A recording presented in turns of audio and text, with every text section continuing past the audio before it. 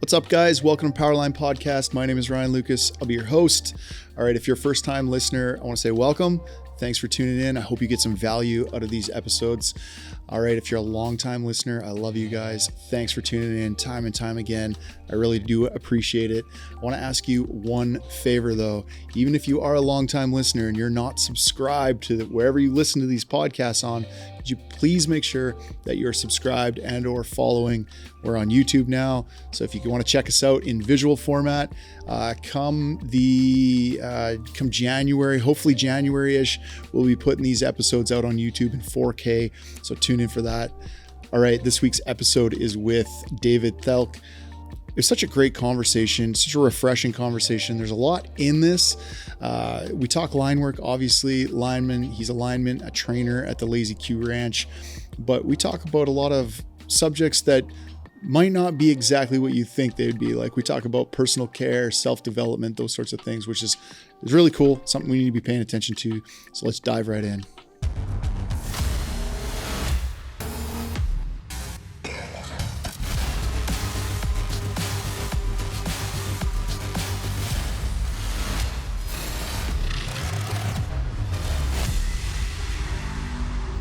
All right, Omar, super stoked to finally have you here.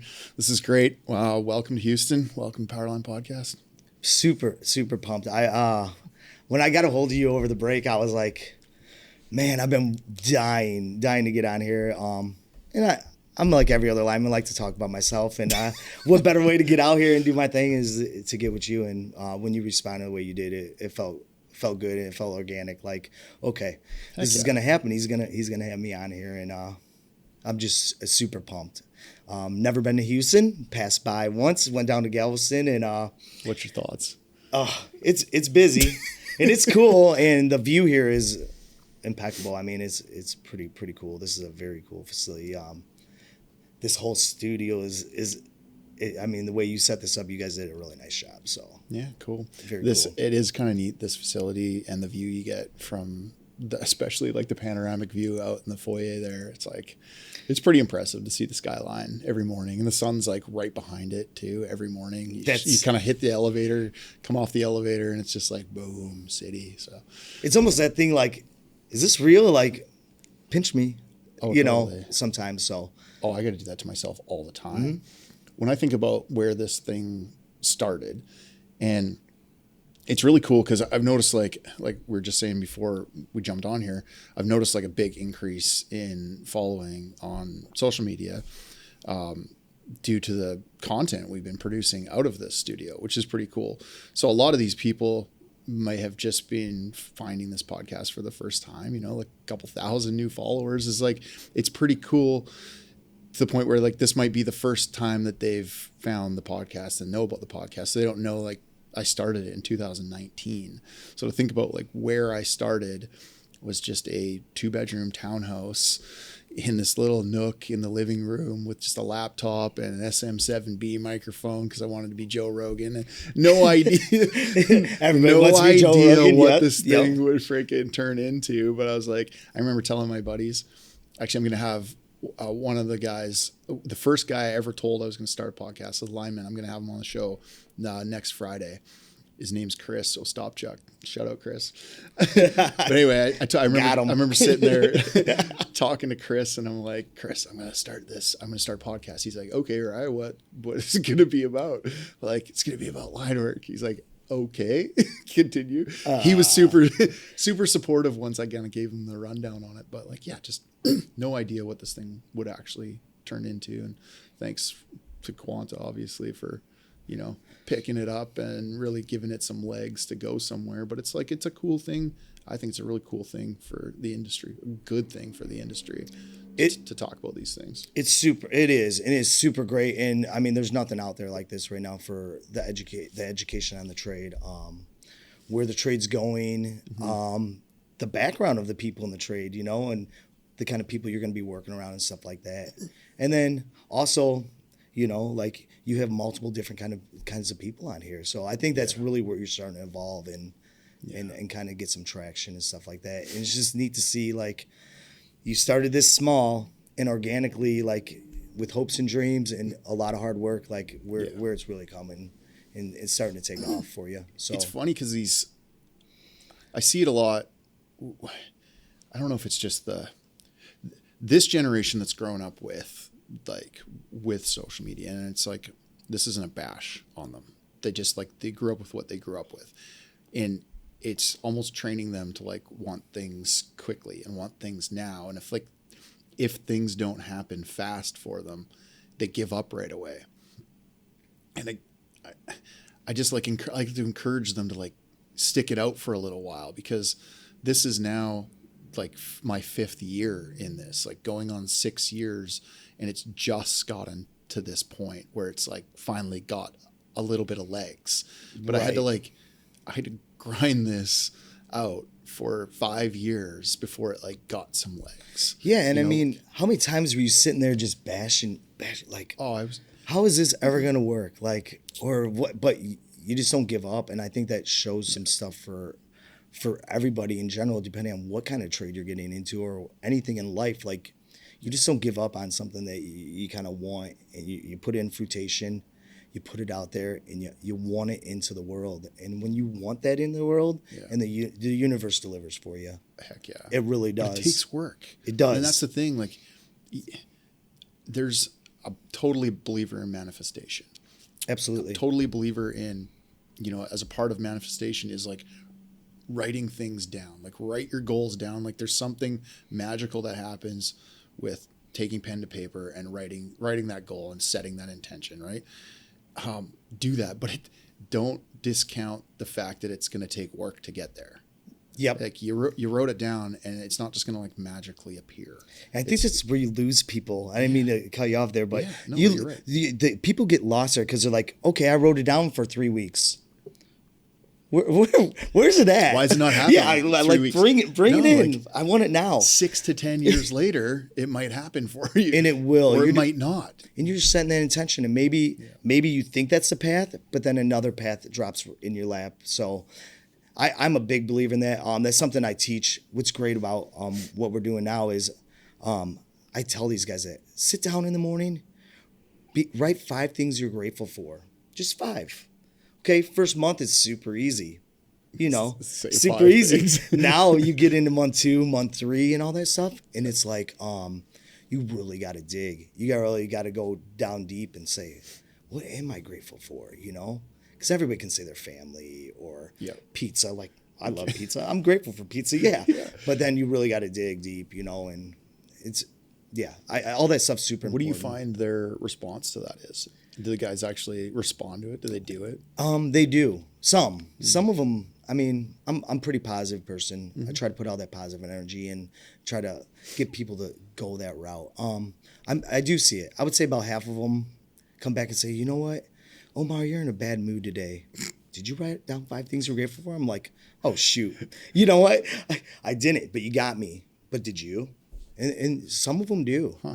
So if I can connect with 5 out of 70 and get them doing that, well, that 5 out of 70 will turn on. They'll tell us people, and then 5 turns into 10, 10 turns into 20, and then it just keeps building and building. So, I do see some traction with it a little bit. And you gotta back to that work thing. I think that this is no matter what you're trying to do, whether you're trying to get into the trade. Mm-hmm. Or whether you're just trying to do something else in life that's interesting, or whatever it is, whatever that intention is that you're setting, and whatever that thing is that you're trying to manifest, you have to put in the work to get there. But then that work that you put in, you have to put that work in without expectation too. You can't have your hand out expecting that it's going to happen. It might not even happen. Right. And it might be the journey of getting there that gets you the thing that you didn't even realize, or the journey can be the lesson. The journey can be the lesson. The journey can be the thing, or you find a new thing within the journey. I know this sounds all freaking woo-woo and shit, but it's fact. And you can't discredit the work is what I'm trying to get at, is it's going to take a lot of hard work. It's going to take it's going to take those times where you don't feel like doing it Yep. to go and push through that and just do the thing again and again and again. When I was doing this podcast from that nook in my townhouse, or from my bedroom at the Lazy Q, or from my hotel room, and some of those times I was like, what the hell am I doing? Like, I've put thousands of dollars of my own money into this. Is this just a hobby? Like, what's like, am I doing this just for like a couple comments on, like, what am I doing this for? And you just have to persevere. And then it finally breaks into something if you hang on long enough. That's like that quote is like, how many people, it's like how many people finish before or quit before the magic actually happens or whatever. That's the fact right there. That keep is going. 100% the fact. And the universe tests you. The universe will be like, oh, hell yeah. They'll throw you curveballs. Oh, like, hell yeah. Hey, man, like, do you really want this? You're getting close, but the universe will test you and it'll be like, do you want this? And it'll throw you a curveball and it'll knock you down. But if you really want it, you march ahead. Yeah. You do. And you dig your feet in and you keep moving forward. And I think that's where a lot of people lose it. Because the universe it's not going to just allow you to have something. No. You can put in fruitation, you can get it rolling, but it's not going to let you just have it without the hard work. Again, it comes back to the hard work and testing you and seeing if you really want it. And that's how you get what you want out of that stuff. And I'm a firm believer. My wife, I've got, bless her soul, but she's been preaching this to me for years, and I'm like, oh, she's loony, like she's loony, she's all over the place. Yeah. And the last 5-6 years, I've really found myself, and I've really stepped into that next level in my life, in trying to find my own true happiness and stuff like that, and that's part of it. So I thank her a lot for digging her heels in and teaching me that stuff and send me down the right path with that stuff too. So big shout out to my wife, Kelly. So where are you from? I'm from a small little farm town, Sandwich, Illinois. Sandwich, Illinois. There's okay, what's the story behind sandwich? So there's 2 sandwiches in the whole United States. There's one on the East Coast and then there's one in Illinois. I'm about an hour southwest Chicago, but it's a farm town. Cornfields for days, and it's between a town. It's right next to a town called Plano. So plain old bologna sandwich. Everyone jokes around like, oh my God. Yeah, the silly stuff. Small towns are cool. It was great growing up there. Everybody knows everyone's business. So, you know, So growing up in a small town like that, you're really wary of how you act and what you do. And what'd your parents do? What's that now? What did your parents do? My parents, my mother was, I didn't come from a lot of money growing up. My dad owned his own painting business. He was against unions. I'm for unions now, but my Makes grandfather, for a good Thanksgiving dinner. Yeah, he was against them. My grandfather had one of the biggest union paint companies, one of the bigger ones in Illinois, and then went south. And so my dad was like, and my uncle were like, oh, unions are bad, this, and that. And, you know, they're just for themselves. And they just weren't educated on it.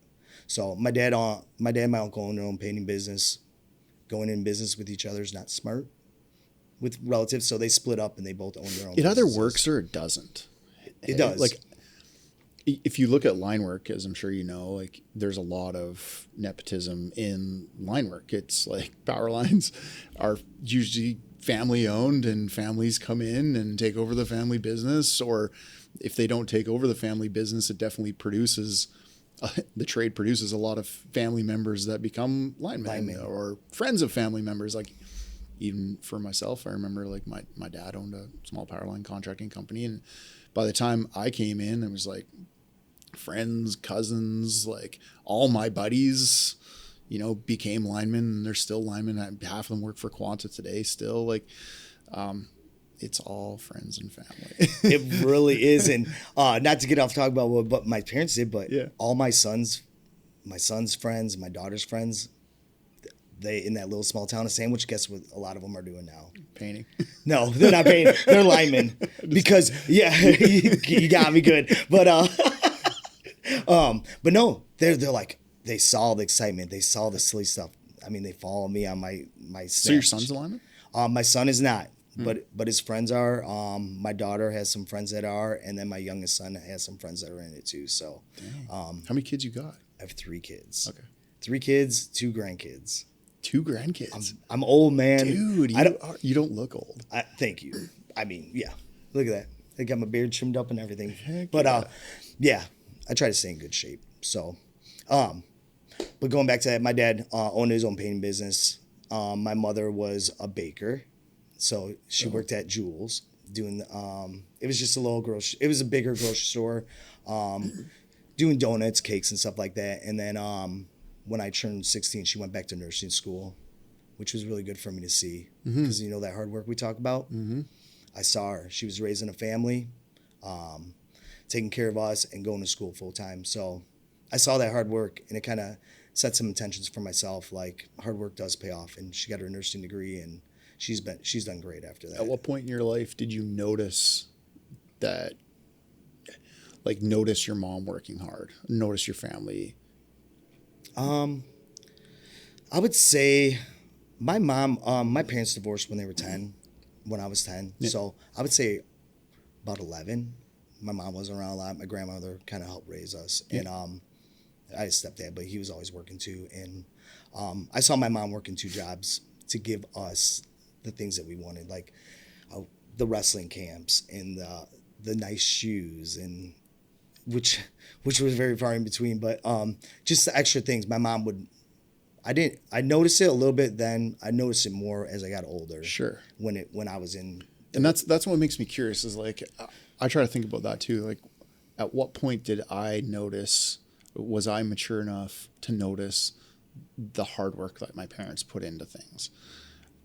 I don't know that I really took notice until like I kind of became an adult and had to kind of do some of these things on my own. I was like, holy shit, it takes a lot of work to do what they did. It does. And I get what you're saying with that. I think I noticed a little bit back then because my mom was gone all the time trying to help out. But then I started my family at 19. So when I had to start providing for the family and doing the things for the family, I'm like, okay, this isn't easy. No. Like, this is not easy. But my mom and my stepdad were able to do it. My dad was able to do it. And I learned from them, from hard work. That I'll make it. No matter what, I'll make it. I'll make sure my family has a roof over their head. My kids will be fed, and we'll have what we need in life. So I think 19, 20, once I had my son at 20, I believe that's really when it started to really come into fruition with what I saw growing up. You had your son at 20? Yeah. My mom was 15. My dad was 16 when they had me. Dang. I made my mom and my dad. So at 20, yeah. So it was time to grow up fast, you know. Yeah. I was going to school to be a chef. Love to cook, and then yep. Still with my wife. Still same wife and everything, and she got pregnant, so it was time to be a big boy and no more school. It's time to go get a job. So. Chefing, when did you decide you like to cook even as a kid, or like when did that come around? You're just like, I kind of like to cook and this is what I want to do. This is a good question. Yeah. And so I was a wrestler, and everybody knows with wrestling, you got to starve yourself, you got to cut the weight, you got to do the work. So I would not be eating, I'd be cutting weight. I would sit in the kitchen with my grandma and my mom and learn to cook in there. It made me feel better. It made me feel you feel better to be in the kitchen cooking. Yes, even though I couldn't eat it, just feeding other people. Oh my gosh, it's so silly and it sounds so weird, but yeah, it does. That's how I got through it. Yeah, and I would write recipes. That's the opposite for me. Like, I've been diving into like some intermittent fasting lately, and trying to go to. Okay, dude. First off, I tried to do like a water fast. I'm like, okay, I'm going to do just water and electrolytes for a day. And then for the next 2 days after that, I'm just going to do bone broth twice a day. Yep. So I made it like just over 24 hours. And I'm like, okay, my head is pounding. I was like going through the full gamut of like, okay, I just dropped caffeine and sugar and my head hurts. It's amazing though. Like, I did feel good, and the hunger kind of goes in waves. But like at that 24-hour mark, I wasn't even going on Instagram because I was like, I can't see a food video or I'm going to lose my mind. It's amazing how much this. But anyway, I've done this 24-hour fast twice now, and I'm just like, okay, Ryan, obviously you're not capable of doing this full, like, 3-4 days here. Let's just ease into this. So I pulled back to like, okay, let's just do some intermittent fasting. Let's have some black coffee in the morning. Right. And then let's just try to hold out till afternoon. Go as far as you can. It's kind of been around 1 to 2 o'clock in the afternoon before I have a meal. And I try to keep the feeding window short and carry on again. But it's like, it makes a big difference. But what I was getting at is like, I can't even look at a food video, or I'm just right. The brain starts going, okay, feed me then, you idiot. You're looking at like, go find some food, you moron. It's funny how, it's crazy. And I know people that do that. I do like the intermittent fasting. I feel like energy wise, I feel a lot better. Yeah. And it's not that hard for me because of the wrestling. So, and I enjoy my coffee. So I'll do the coffee in the morning, try not to eat in the morning. Sometimes I do, don't get me wrong, but I enjoy that too. And then you load up in the afternoon. Those are a couple things I've actually noticed with it. Like I've been trying to pay attention to how I feel while I'm doing this. So I'm not just like doing it for no reason. And I've noticed specifically on bloating, like, and just like feeling gassy, or like trying to understand like what foods I eat and how they affect how I feel. Right. So like when I'm coming out of this, I'll eat whatever I'm eating. I'm trying to pay attention to what that is and then how I feel after, so that if I notice I feel crampy or bloating, like, okay, well, maybe I can't really eat too much of that thing because that's how it makes me feel. That makes sense. So, I mean, 100%, right? 100%. You don't eat, you start eating something, it makes you feel like trash. It depends what it is. Yep. Because if I eat some lean meats and some like whatever, I feel fine. I'm good to go. And or especially like if anything's processed food, I'll feel that immediately. Like it's almost instant. It's like you put that in your body and it's just like, you feel guts start to move and you're just like, oh God, this is horrible. It's insane how if you pay attention to your body, how much it will tell you, right? And that right there proves it. Yeah. You got to connect the mind to it though. Like you do. Again, it sounds like woo woo and shitty, but like you literally got to go. I'm cool with going with the woo woo stuff. I'm all not just about talking that. to you. I'm talking to whoever's listening to this. Like I understand, like, cause there's a lot of guys out there right now probably listening to this, drinking their Monster Energy drink halfway through a gas station stop. Gas station taco on the way to work going, oh shit. All right. Yeah. As they got their tornadoes in there. Exactly. The 7-Eleven Put that stops. down. You don't need it. You're going to feel like shit. You know it. Stop doing it. Yep. Period. Yep. So that's honestly where my love came for cooking. And then I did it for 8 months, started it. And then, like I said, it was time to go get a job. So do you just like cook for the family now? I do. I'm the cook for the family. Yeah. Our family time was a lot in the kitchen though. And then my grandmother was like that way. My grandfather was 100% Italian. So my grandmother was German, but guess what she cooked? Italian food. Of course, it's better. I mean, it's better. Sorry, so, Germans. I'm German as well. Italian food's better. It's very good. But Italians are very big about family time and family and all that stuff. And so is that. I'm not saying that in a different way, but me and my kids, we spend a lot of time in the kitchen. And my youngest son is actually, I sent him to Italy for 4 months. So he's a chef. So sick. He's a sous chef right now. But he followed my footsteps and. What's a sous chef? So it's a chef. It's underneath the chef, and they prep the food. Yeah. They're above the line cook. Kind of like an apprentice. Yeah, a little bit like apprentice. Like that's the hopes is to like become chef, right? Whatever. Yep. So So a chef is pretty much like a lineman. Yeah. And then is teaching sous chef and line cooks. Basically, hey, this is the way. This is how we're going to do things, and teach them how to cook. So. That's dope. It's super neat. There's apprenticeship and everything, really, if you really honestly look into it. Where is he in Italy? He was in Florence, so he loved it. He wanted to move. He still this day wants to move back and like at a authentic Italian style restaurant, or is he kind of like bouncing around a bit, learning? No, when he was out there, it was like a tapas place. And the culture over there is super different. They we live to work. Yeah. They work so they can live. You know what I mean? So he had a lot of, it was like a shock to him at first.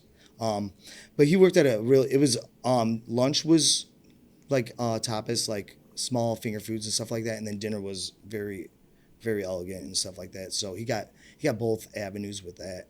But he said it was odd. They'd be prepping stuff, and then all of a sudden the chef would be like, "Hey, go have a coffee and have a smoke." He was like, "What? We're prepping." And he's like, "No, go have a coffee." So that culture, That's so different, hey? it is. And he came back here and he's like, "Man, it's just, we're so fast paced here. Yeah. We lose track of like what we're doing sometimes. We get so wrapped up in our work and stuff like that." So it was kind of enlightening to hear him talk about that. That's legit to sit on for a second, because that's a lesson for all of us, is to slow down and realize that life is actually the process. You can set goals and intentions all you want, but the goal isn't the goal. Like I guess like the life isn't the goal. The life is getting to the goal. It's everything in between. That's where that's where legit life sits. And if you're just working, I talk a lot about this trade, and I try to promote this trade, and those clips make it to social media where it's like, it's all about the trade and hard work and da-da-da-da-da. But I don't want people to lose the fact that life is in the process. And the work portion of it and the trade portion, like some of my greatest moments were while I was working. Absolutely.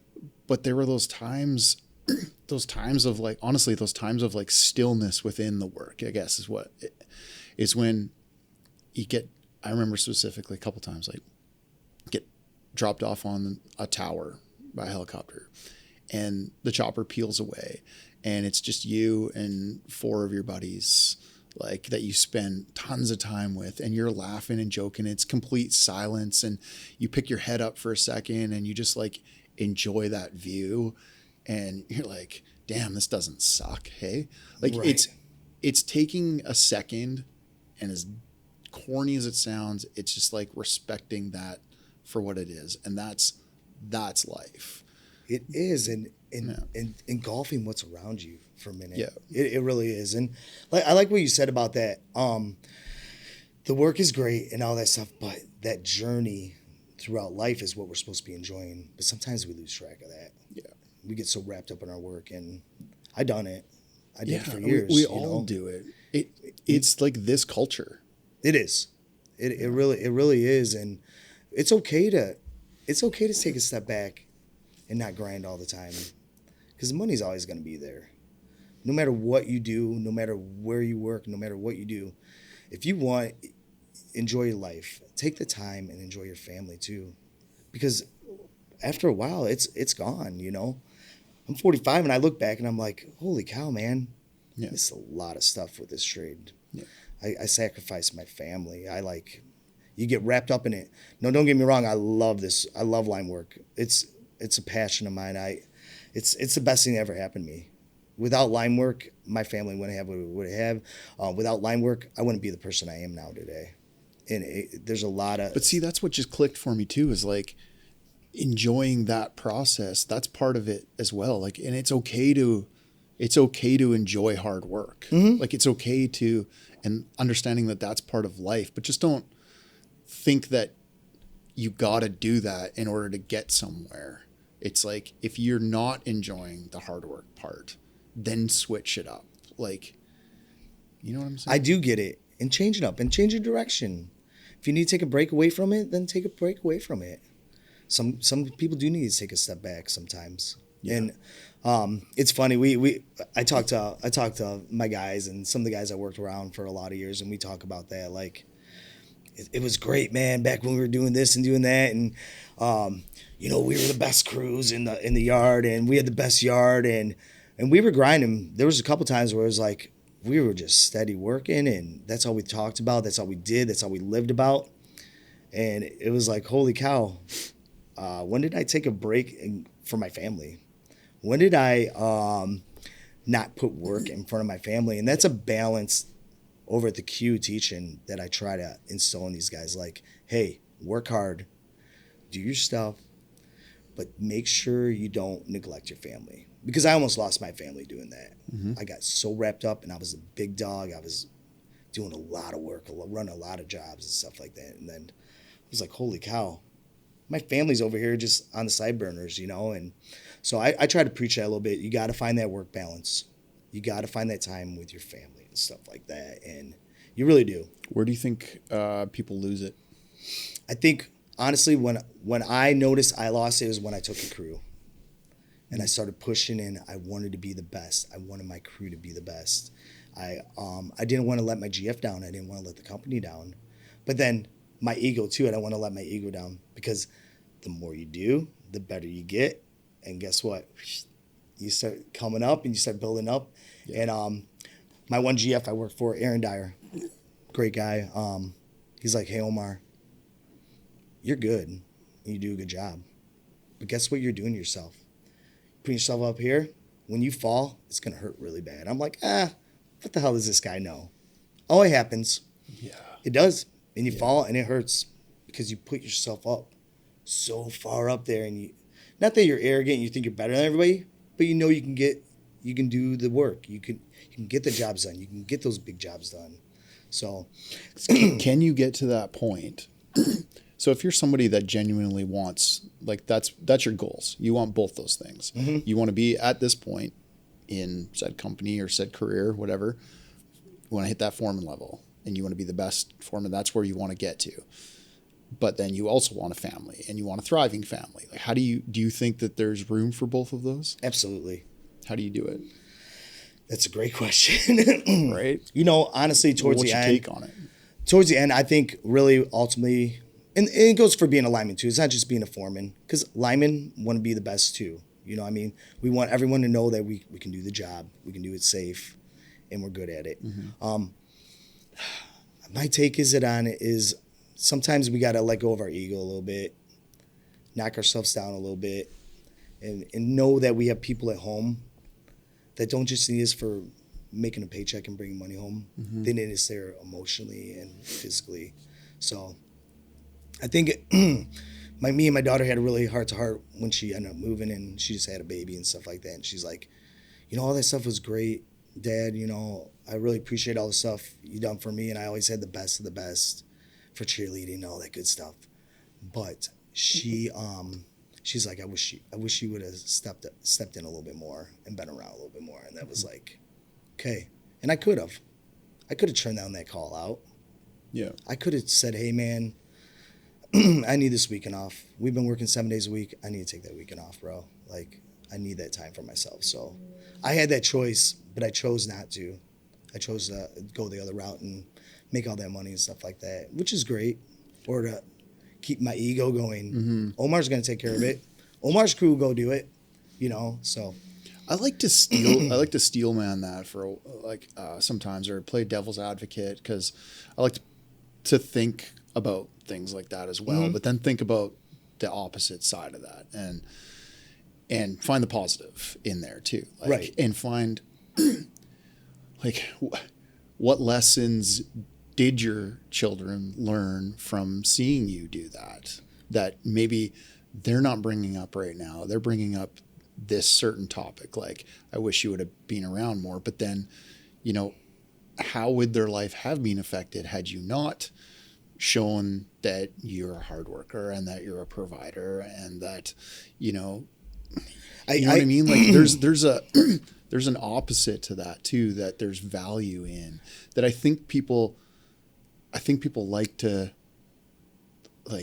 have that grass is greener attitude. Like, if I could have mm-hmm. done this, or if I should have done that. But I like to call bullshit on it sometimes, because you don't know what life, like, honestly, you don't know that had you not taken that call out, that next car ride you might have taken, you might, like, it could have sent you in a completely different path. Like, you don't know. Your life is your life, and you just have to go like, hey, this is what it is. This is the path, and this is how I got there. Yeah. Yes. And they learned, you know what they did learn? Yeah. Hard work pays off. See? They learned a lot of good lessons. Hey, Dad shows up to work every day. Yeah. He doesn't call off. He doesn't, you know what I mean? Like, That's what I mean. yeah. So I think you're right. Like there's valuable lessons in both. And if I look back and say, hey, would I do it again? Honestly, Ryan, absolutely. Yeah. Because it got me to where I'm at right now. You know what I mean? So yeah, that was my path. Sometimes I look back and like, man, I wish I would have, but you're right. There was a lot of good things from it too. There was. You see a lot of this in a lot of families, but what I'm thinking of in particular is like an immigrant family that, you know, comes and they have like a small home, whether it's just an apartment in New York or something. Like it's like a small studio apartment and they got 3 kids and you never see dad anyway because dad is always out working. Yep. Or mom or whoever. Yeah. You know, Yep. like you never see them because they're, even though they live in the same house, they're just not there because they're trying to like make a way and make a path. And like there's nothing wrong with that.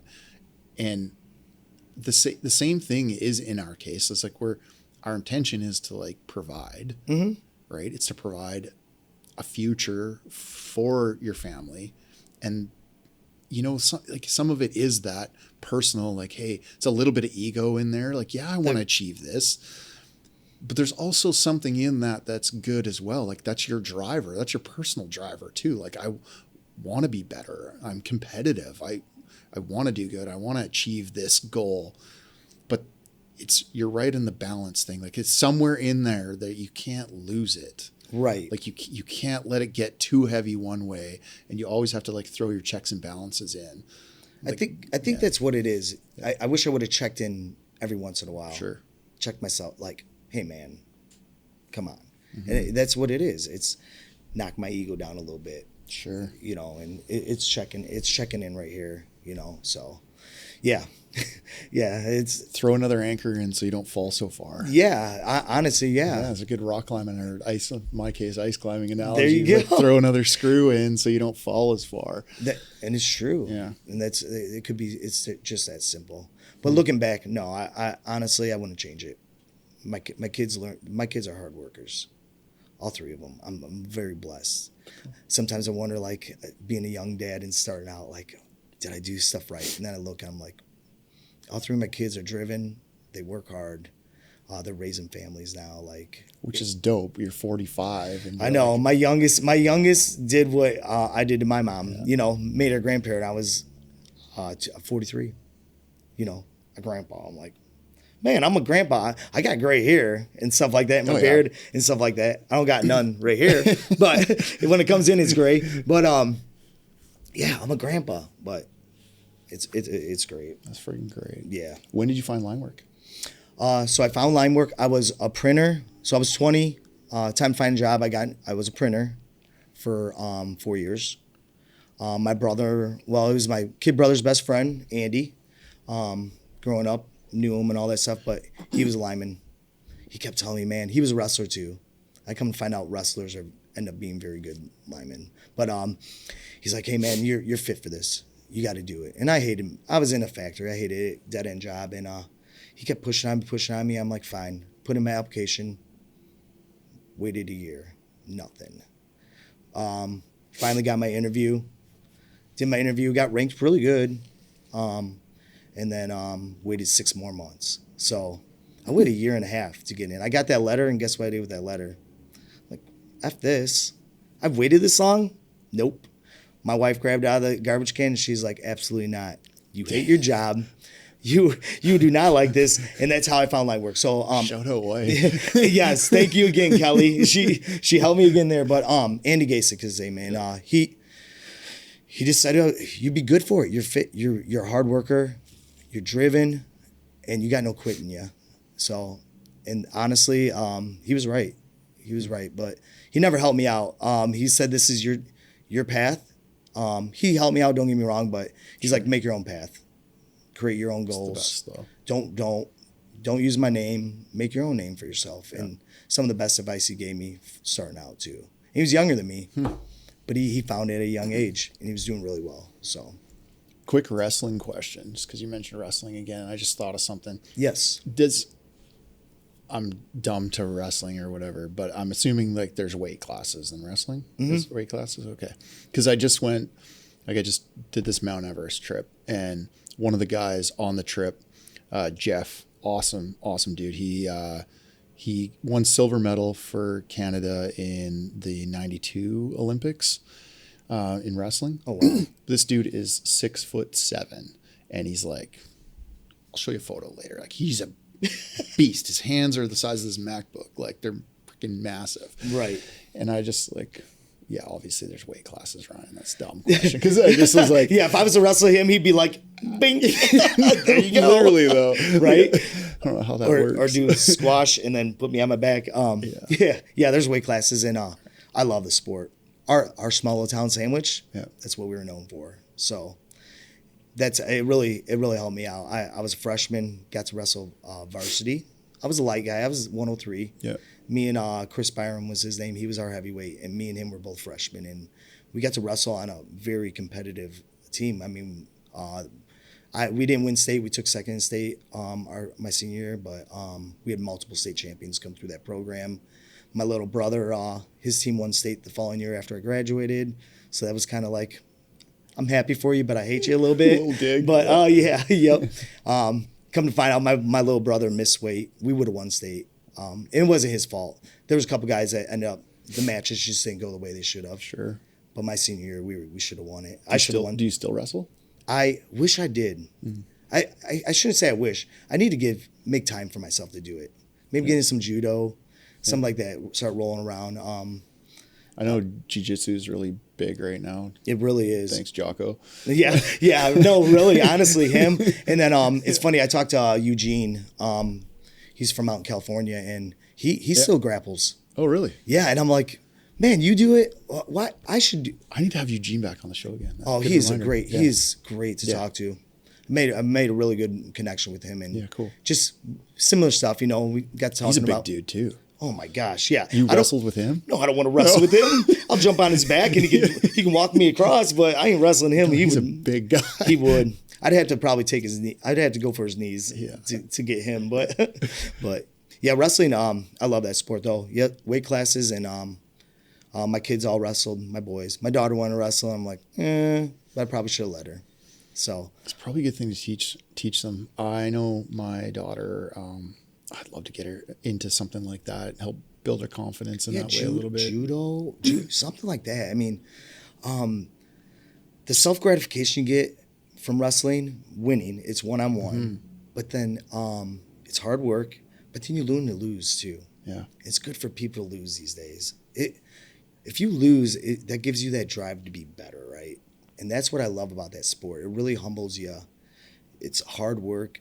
And if you lose, it's on you. You got to dig deep and say, hey, where did I mess up? Yeah. What did I do wrong? Or I need to work harder. I need to practice harder. I need to, So I love that sport. I coached that sport for my kids for many years, and then helped coach football too with that. So you got a good opportunity for women to get a little like self-confidence in that ability to like take care of yourself if something was to go south, or you find yourself in a situation where well, wrestling's great because it's a instinct sport, right? Yeah. You touch my elbow, I've got a counter for that, so it's great for that kind of stuff too.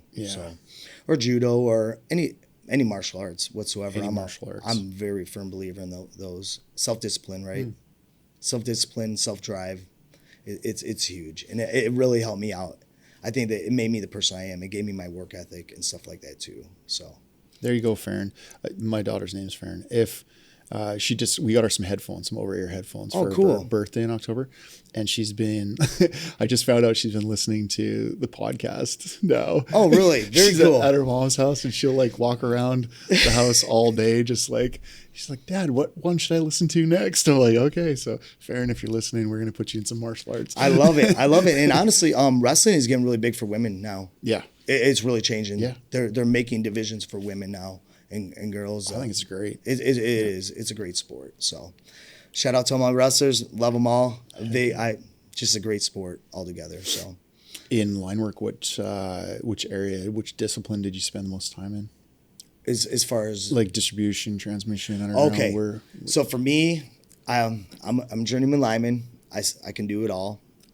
My love is distribution though. Yeah. I love banks. I love the equipment. I love the thinking process. It's very intrinsic, and you have to set stuff up right. So I would say I'm going throughout my career. I would say most of it was distribution. I'd say 75% distribution, 25% transmission. I have ran some transmission jobs. I've been on transmission jobs. I enjoy it. Just my love is distribution. I enjoy going on the storms. I enjoy the one-on-one, the apprentices, teaching them about the system, teaching them about. Where was most of your distribution training? Like time spent? As far most of it was in the city of Chicago. So like urban or Yeah, downtown Chicago. Downtown. Like it was a lot of banks, a lot of cut and kicks. I was very blessed. I was very blessed in my apprenticeship. I did a little bit of underground starting out, which underground we need linemen for all of it. It just my passion was distribution, so I did a little bit with underground. After that, a lot in the city. I'm 196, local 196 out of Batavia, but I worked a lot in local 9 in Chicago. So a lot of my lineman friends are local Niners, but I got obviously I know a lot of 196 guys too, but most of my time was spent in the city, and it made me really good for being able to adapt to situations. You know, how do you get a pole down an alley, or how do you get your digger truck set up in an alley? Well, you might have to swing the boom around and pull down the alley. Yeah. So there's just really neat things. Driving a trailer truck in the city with poles was, I mean, I used to smoke, and man, when I'm driving with poles in the city, I was white knuckling, man, and smoking about 15 cigarettes on that 10-minute drive, you know? So I think it was a really good area to learn in. I did some rural, like out of city stuff a little bit, but mostly was in the city. So did you enjoy the city work too? I do. Like, actually enjoyed it? I enjoyed it. I just didn't enjoy the ride. And I didn't enjoy the hour and a half ride home when it should have took 45 minutes. That's what I did not enjoy. I ended up, my first foreman job was in the city. So it really boosted my confidence a little bit. What was that like, taking a foreman job in the city? It's stressful too, like in the same way as driving a pole trailer. It was because there was a lot of moving parts, you know. So it was very stressful. I was very blessed. I always had good guys around me, and guys that would, I don't know if I have a way of communicating or just the energy I put out, but I was just very blessed to have a very good crews that kind of like when I didn't know or I needed someone to lean on, I always had that guy there that would pick me up. Or when they need me to pick them up and teach them something, I was able to do that for them too. So, strange question, but what's the dirt like in Chicago? Like I just come from like the city of Vancouver is very much like on the ocean, like right down at sea level. Often have holes that slough in because like that it's all river rock or like sand or like, you know, just shitty. Like it was really hard to get holes. Right. Honestly, like the holes don't necessarily just stay. Like once you pull that old pole out, you got to put a new one in. It's just like, it just disappears. So you get a hydrovac in and you end up with a hole 3 times the one you needed. And you almost need like a sonic tube in there. Oh yeah. Yeah. Culvert. Yeah. You end up with like bags of material and freaking can't. Yeah. Chicago wasn't bad. You find the old road. You find a lot of that kind of stuff. Digging was really hard, actually. You could spend a day, you could spend 2 days on a hole. You know, you do a cut and kick, trying to get the old pole butt out, and you get the old pole butt out, and then now you're digging for, you know, jackhammers are out and stuff like that. So sometimes it's good, sometimes it wasn't very doable for you, you know what I mean? So what's the city of Chicago like itself? Not just necessarily to work in, but did you spend much time in Chicago? I did. And I always worked around my buddy Kyle. He's the one that got me down here teaching for Quanta. But it was great because he knows the culture of the city. He knows the good food areas and stuff like that.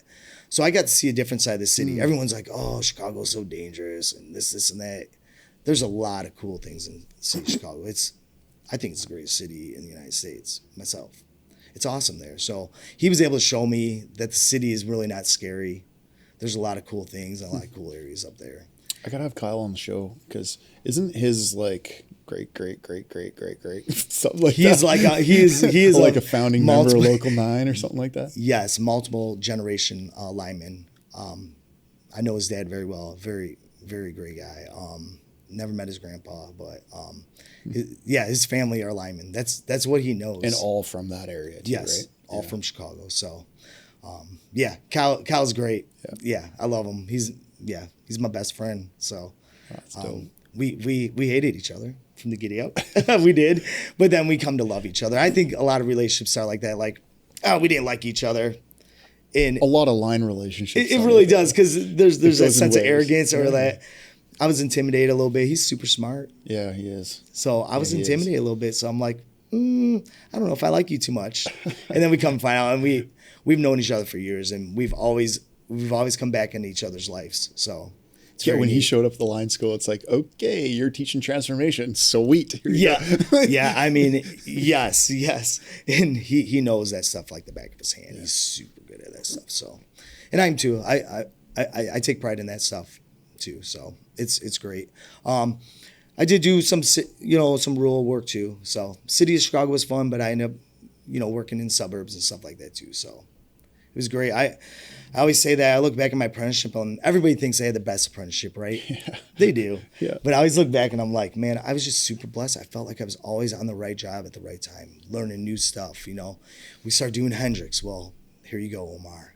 Did you understand that at the time though? And this is where I think like everyone looks back at their apprenticeship and goes, oh, I had the best apprenticeship.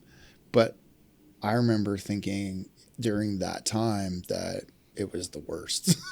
And I know a lot of people, I think so it goes back to enjoying the process. It is. And it's about the journey. And it is. And Ryan, I was so worried that I wasn't going to know it all back then. And I wasn't actually taking for granted, like, hey man, you're learning this facet of it. You might learn that. You might be a GF of a company and you'll learn that trick. Yeah. You know what I mean? Because you're not going to learn everything. But I guess if I could give apprentices any advice, trust the process. Don't get so worked up and scared that you're not going to learn it all, because it comes to you. It'll eventually come around, and you're going to learn that at some time in your career. And I think they look at their buddies, because they're all around apprentices, and the only people they talk to are other apprentices because the journeyman won't even talk to them. The only ones they hang around are the apprentices and the ground help or whatever, and they judge what's happening in their own career off of what their buddies are doing. It's like, oh, Davey's over there doing this and that. How come I'm not over there doing that? I need to be getting that transmission experience. I need to be getting that experience. Well, just like do really good at the thing you're doing right now. Yep. Like get really freaking good at that. And if you do that, chances are you'll get moved on to something else. And you really will. People notice that stuff, man. I like that. I like that you said that. Get good at what you're doing at that moment. Yeah. And don't get so wrapped up in what Billy's doing over there. Yeah, stop saying, hey, if I was doing what Billy's doing, I'd be really good at that. I'd be learning so much. Yeah. Like, no, you need to learn something in the thing that you're doing right now. Yep. Just realize that, perfect it, get really freaking good at it, and then you'll get that opportunity to go somewhere else. Like you said, trust the process, because this is a process that's been built over decades. The apprenticeship process in the United States of America has been built over decades. It has been. So just trust the process, and everyone gets through it and goes, oh yeah, it was a good apprenticeship. Yeah, and if you don't learn it then when you get that sweet yellow ticket, you go off and try something different. And I tell you what, faster. Yeah, and I tell you what, more times than not, if you go somewhere and you don't know what you're doing, you tell that crew, hey man, I really haven't done a lot of this, but I really want to learn this. If someone comes up to me and says that to me, I'm going to take that extra time and give them a fair shake and be like, hey man, okay, I got you. Mm-hmm. Let's see I got you. We're going to get you cut in on this. Let's see how you can do. And that's something I take pride in. I feel like I've always given everyone a fair shake. I was that guy, like, you got that apprentice in the yard that ain't working out for you? bring them my way, man. See what I can do with them, you know? And I love that because I think everybody's trainable. And I'm bringing this back to my coaching days. Everybody is trainable. You just got to figure out how to train them. You got to get to know them. You got to get to know their personality and be able to figure out what works for them. Because I could holler at you. I could scream at you, and guess what you're going to do, Ryan? You're going to shut down, okay? But then I could holler at somebody else, and they're like, okay, that's what you want from me? I'm going to show you 10 times now, and I'm gonna prove you wrong. Then there's other guys where you got to be like, hey, man, this is what we got to do, okay? You got to talk them through it. You got to sugarcoat a little bit and kind of give them a little pat on the butt instead of lighting a fire under their ass. And I really, really think that's something you develop over the years of being a lineman, having multiple different apprentices, and learning throughout your own process too on how you want to treat people and how you want to be treated as an apprentice yourself or how you want to be as a lineman. So you just learned that. See, I like to push back. I don't know if a lot of linemen realize that over the course of their career. Like, I think you're different. I feel like I am, man. And not to say I'm better than anybody, or I don't think I'm better than anybody. I just think I'm able to see that person and figure out how they need to learn. Mm-hmm. And I think that's a trait that some people have and some people don't. And doesn't knock them or any bit, but sometimes we just got to take that step back and remember, like, hey, fuck, I was that guy. I was that guy that was scared to go to that show up. I didn't know what overhead was. We're going to do telepreptors in the city. Well, what is that? You know, and that intimidation and that scared. And I always try to remember what it felt like. And I want people to have that feeling, you know. Mm-hmm. You have to have that feeling a little bit to have that drive. But that feeling of the scaredness is, I want to help people get past that, I guess. So I like to ask a lot of leadership questions on this podcast because I love people's different responses to it.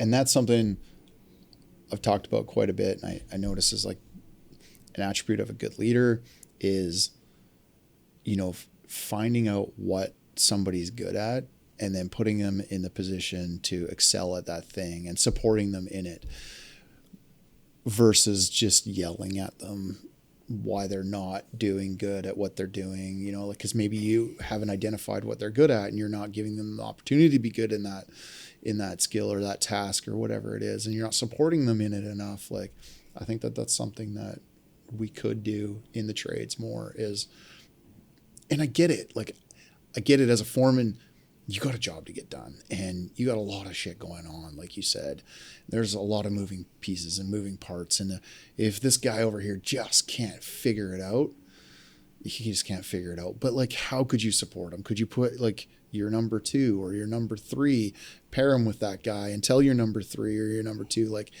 this is what this guy needs to learn. Could you help him learn it?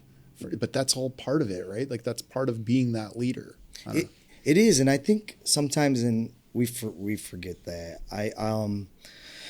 We do, and I forget where I was trying to go with that. I always like that picture, and it shows a leader and a boss.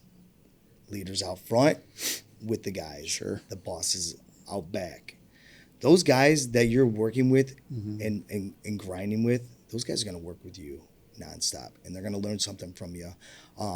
I was always that guy. I wasn't a pickup truck foreman. I wasn't a lineman that would watch guys dig holes. We're a crew. We work together. I never was that guy. I would never make someone do something I never felt comfortable doing because I thought it was funny or they were scared. You know what I mean? I wasn't that guy, and I think it worked well for me, honestly. I really do. Mm-hmm. So I think a good leader, I know what a good leader, I know what I think a good leader is. I think a good leader is someone that works with the guys who understands how to teach and doesn't forget where he came from, because I was that guy once, and I was. You got to remember that we all learned from somewhere, and we all were that person at one time. You really do, and I think that what makes a good leader. Being a good lineman, I could be the best lineman in the world, do everything the best, but if I can't teach our youth coming up, I'm not really a good hand. Yeah. I should take that back. I don't want to offend anybody. You're a good hand, Yeah. But are you the all-round lineman that you should be? Yeah. Because our goal, the IBW, what we're supposed to do, we're supposed to teach our youth, right? We're supposed to educate the youth. We're supposed to. There was old dogs that taught me tricks, and my time coming up was a lot harder. I came up in a rough area, which the howler and the screaming, you get your elbows out, bam, wrench to the elbow, like come up in that area. But yeah, I think it's super important to remember that a good lineman is a good teacher too. I really firmly believe in that. At least accepts the responsibility. Yes. Yeah. Take that guy under your wing. Take him under your wing. I'm proud of. I will stand behind every single apprentice I've had. I'm proud of them. Yeah. I want them to become good men, and not just good men in the field. I want them to be good men at home too. I want them to have a good family life too. So that's super important. I think it's super important. How do you manage crew dynamics, like from the foreman perspective, and not just like apprentice lineman stuff, but like being a good leader to your entire crew, like from a foreman perspective? Depending on your crew dynamic, I try to get the whole crew involved. I think my way is the best way, and I know you probably think your way is the best way, and every lineman does, but I always try to get the guys involved. Hey, I had a lineman, his name's Dave Hernandez, 196 hand. He was with me 7 years, which is unheard of. Yeah. 7 years I had a lineman with me. He's my right-hand man. I loved him. Yeah. But I started out like, how do you want to do this? You know what? How do you guys want to do this? You tell me. You get the guys lined out. You set the trucks up. So those apprentices are seeing, hey, foreman's in charge, but hey, I might be a lineman that can take over and help my foreman out one day.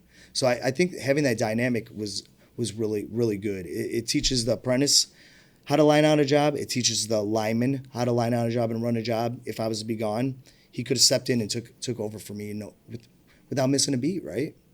Because that's kind of how I train those guys. Davey would train the apprentices, the stuff in there, and me and him would switch out. There's days where I'll be like, no, man, I need to get up there because if you don't use it, you lose it. But I would train my apprentices to be foremen. I would teach them the skills that you eventually need later on in life. And if they use them, great. If not, then they were just great linemen that knew how to run a job right. So I think that dynamic was really huge for me.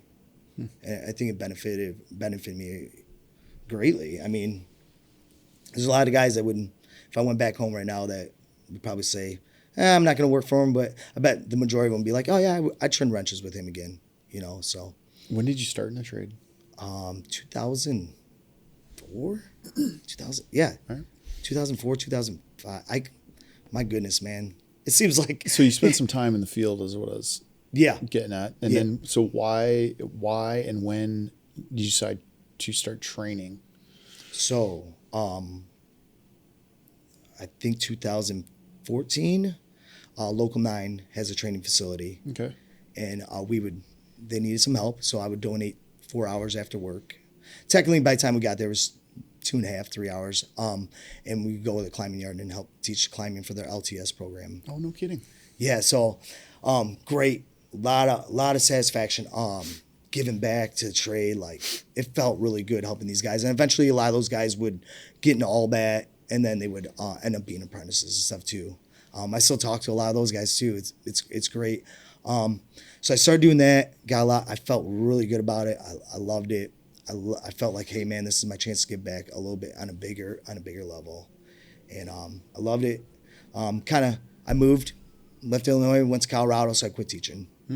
Was out in Colorado 2 years, and then Kyle called me. He's like, hey man, they need a guy down here. And I'm like, I love the field. I love doing line work. He's like, no man, just come down and check it out. I'm like, no, I'm good. He's like, call me like 2 weeks later. Come on, just come on down. I'll take you out to Austin. We'll go get some food. Come down and check the place out, for real. So I came down and I was like, I took one step on the ranch and I'm like, this place is amazing. It's like what we can provide for these guys here, what we can teach them here. It was like, it blew my mind away. I fell in love with it right away. So I chose to take a step back and go down and teach for a little bit, and It is an unbelievable facility. Like you just said, the opportunity to train in a real world environment, as real as you can get being in a controlled space, Absolutely, is unbelievable. Like, even talk about the program, just like what you teach from start to finish, and how the program that you're involved with, how that works from start to finish. Like, I know I've been involved with it. I've talked about it lots, but in your own words, like how you start out with these guys, fresh, like especially the vets, like a lot of the non-vets come from quanta entities or quanta operating companies. So they got like a little bit of understanding, a lot of them, a little bit of understanding of what the trade is. They've been working for a little while, maybe kind of, as hands, or maybe they got quite a bit of experience because their family or whatever. And they come in, so they got some understanding, but especially the vets could be like, put down their rifle on a Friday and show up on a Monday, just brand new. Not even so you take them from that point to what point? Like, walk through this process of your 15-week program. Okay, so basically we get these guys in there, and like you said, a lot of them did just leave the military. Like, we're talking months. Yeah. They might still be on their, they call it bridge, I think it is. So they're just barely getting out of that. And they come in there not having a clue. They do come in with couple things. They come in with great work ethic. Yeah. Great work ethic and drive. OPU guys at least have some ground experience. So they got an idea what material is, and they got an idea. They see guys climb and stuff like that. These guys don't even have a clue. They don't even know how to put their hooks on right. Like, we joke around like the first couple of days, like, how many guys are going to climb out of a barrel, And you get them, and it's fun, and we joke around about it, but you get it, and they have no clue. But to take them from no clue, and we work on the stroke and pulls, and we start working on their footwork. And then once we get through that, we qualify them, and then we get them actually climbing with a technique. And it's amazing to see them from almost like infant stage to adolescent stage, when we get them on the bigger poles of 40s and start climbing and stuff like that. And then we start doing the distribution builds and start teaching them rigging, and it's very cool to see the process of that. And right now we're 2 weeks away from graduation. We just got done building transmission line, and these guys are doing it. They're climbing up. They're doing the work. They're rigging. They're getting the hoist out. They're catching wire, and they're rigging. They're getting the bells plumb, and they're getting the wire. That's what blew me away, and that's what blows people away when I would describe that program, is like, you can understand the rest of it, like a climbing yard. You teach them how to climb, and you teach them some basic, like, moving around on the pole and that sort of thing. Yep. But then you explain, okay, we get them to build a full-on distribution line. And they're like, oh, wow, that's pretty cool. I'm like, oh, just wait, and then you get them out, like, learning EPZ and grounding and bonding, and like climbing 100-foot friggin' poles. And they're like, wow, okay, that's kind of new. Like, we don't, have those in our pole yard. I'm like, no.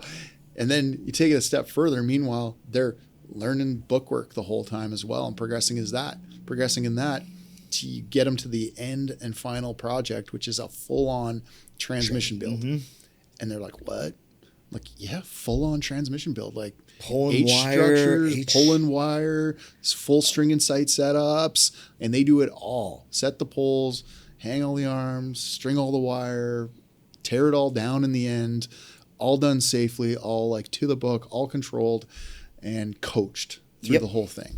And it is. And we're not doing it for them. Yep. We're holding space for them. Yep. We're allowing them, if they want to take it to the next level and be that good, Yep. we're just holding space for them. Yep. Yes, they need our guidance, but they're the ones that choose if they want to be that good. They're the ones that choose if they're going to be that good in the field. They're the ones that choose if they want to get through the program. We can only do so much, right? It's not a guaranteed. No, it isn't. There's times where week 15 the guys could be, it just ain't working out, man. See you later. A week away from graduation, So it's a very tough program. The book work is great. It teaches them, like, hey, man, you're going to be working 7 days a week out in the field. Sometimes you better be able to get that book work done. You better be able to do all that stuff and keep up on that. Balance your family life, balance the book work, and balance your work life too. So I think there's a lot of good lessons that are learned there. But like you said, super cool. Distribution projects, teach them change out single arms and double arms and, you know, dead end and wire. It's super neat and it's super cool to see, like, not even having a clue about what line work is or how your tools work or anything like that, and then getting them to that level. And it's maybe a little selfish to me, but there's some self-gratification in there for myself too. It's that's like, good. That's for what the other fuels you for, instructors. It fills my heart. It's like, and 16 weeks is a long time with these guys, man. Like, we build a bond with them. Yeah. It's hard to say you're not supposed to and stuff like that, or you shouldn't, but you're around these guys. You're mentoring them. You're hearing their struggles. Like, they're away for a while from their families too. So there's a lot involved in it. And it's great. But it's also not just about teaching line work. It's like you talked about at the beginning. It's about helping life and helping make them better people with their families or with their personal lives too, or with their like finances or whatever, right? Like, yep.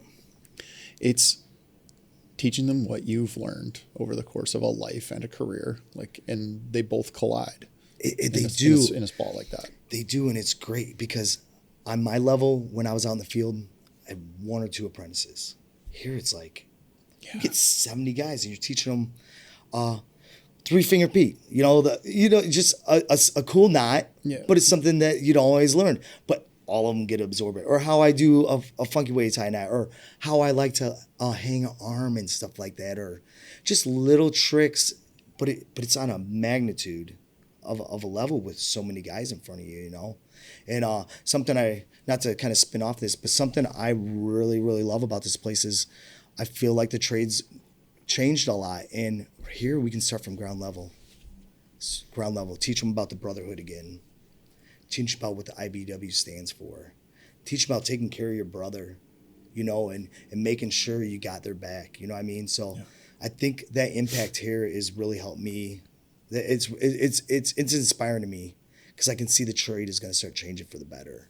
If we start instilling those values at a lower level here, it's just going to make the trade so much better. So that's one of my biggest things is the Brotherhood. I think we've lost it a little bit sometimes.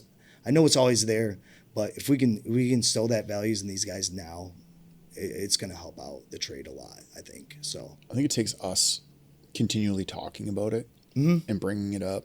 I like to bring it up on this show all the time too. And I've said in the past too, I think we're losing it. I don't know that we are. I see pieces of it. I see a lot of and I can't judge my entire opinion off of what I see on social media, because social media is really great and it's really toxic all at the same time. And I've had to teach myself to realize that one guy's negative comment, he'll say, fuck the Brotherhood or whatever, it doesn't exist. I'm like, well, that's your opinion. And unfortunately, that's your opinion. I'm saddened by that because somebody really did you dirty in order to have you say that. Absolutely. And that's disappointing to hear, but that's also just one person's perspective, that's out there, because I get a lot of it that's very much, I've had over 100 linemen on this show and not one of them has said that. Right. So there's your case study right there. And they say it exists. So and it does, man. It does. But we have to keep it rolling. Yeah. I think that's what kind of where I was getting at. We got to keep that rolling. Yeah, so I agree with you. And we keep it rolling by talking about it. We do. And mentioning it and doing what you can each and every day to bring it up. And I think these military guys love it because it reminds them this trade is so much the camaraderie and you're depending. I loved my crew for my crews I worked on. I trust those guys with my life. You know what I mean? Yeah. I think that's where they can relate to this trade a lot too, because they trusted someone else with their life when they were in the military. So this is a great program for these guys, for these military vets, and a lot of these guys are very successful. A lot of these guys they're going to end up being very good linemen. I really believe it because they got that drive and they got the want. So I found it's just a very good fit for former military. Absolutely. A lot of it fits, just that working with your hands, being outside, the camaraderie, the excitement factor, even just the things you get to do in the trade, the travel, it's a really great fit for a former military. It is, and a little bit of thrills. I mean, yeah, that's what I mean. There's a lot of it. Yeah, 100%. I mean, I did that opportunity if you want to jump in a helicopter. Yeah, I did helicopter work out in California. Blast, man. Cool stuff. Like, there's so many cool things. Running big equipment. Yeah. I mean, there's so many neat facets of this trade that are just amazing. So, I get when I put these posts out about this program, especially about the VEEP program, the Veteran Electrical Entry Program. Talk about what that program is, and then one of the questions I get as well is, well, what if I'm not a vet? How do I get in? How do I do this? Somebody speak to both of those. Okay, so the VEEP program is great. I think it's a great avenue. It's super easy. Is it into VEEP? They can research it and look into it. And I'm gonna pump this podcast, but watch this. You're gonna learn a lot from this about this trade from this podcast alone. Yeah. The military guys, that would be the best thing for those guys to do is do that. Do some research, hit that Google button, and check that out. As far as the other guys, go to your local union hall, get on the books as a groundman, and go out and start getting cut in. There's nothing wrong with taking a groundman job and learning on the job for about 6 months. And you'll get noticed. In these OPU units, these guys will promote you. They'll lead you down the right path. But you can go to your local union hall and sign up for the apprenticeships too. You can go online and sign up. Mountain States, there's NEAT, there's Swellcat, there's Cellcat, there's all. You can sign up. Everybody has a right to sign up for those apprenticeships if they really want it. There are climbing schools. If you're not sure if you want to get in this trade or not a bad avenue. It's going to cost you some money, but honestly, my son's best friend growing up, he always wanted to be a lineman. I told him go to the climb school, pay the money, because guess what? Yeah. You're gonna pay that off fast. You know what I mean? You get in this trade, you start working. The amount of money you pay for that is impeccable to what you're gonna eventually make the rest of your life. You know what I mean? It's just a little stepping stone to get you in the trade. So people that don't know how to get in the trade, that's what you do. You go to your local union hall, and just ask questions. They're more than willing to help you out. So I think that is some of my advice. That's what I would tell people to do. And it takes, again, back to it takes time. So if it's something that you want to do, some people, they hit that lottery and they get a call like the next day and they're in, and it was easy for them to get in. And then other times I've talked to plenty of people who spent 10 years trying to get into the industry. Actually legitimately trying to get in, get an apprenticeship, get going, find somewhere that works for them, their life, their family, but then they get in and they do it and they're successful after that. You know what I mean? And you forget about what you waited for. You do. Yeah. After you get in, you're doing it. I mean, I waited 1.5 years. Yeah. I waited 1.5 years. And that's okay. In this generation, again, just they're used to instant stuff, which is fine. That's what we've created for them. So because everything's right here, right? It's right there, right? And everything happens. Amazon shows up Prime the next day, and they're doing drone drops, right? Career, exactly. Drone drop your ticket in your hand. That'd be cool. They should actually do that. They will do that eventually. I didn't mean to cut you off. No, that's awesome. I love that. Deliver your ticket once you get it.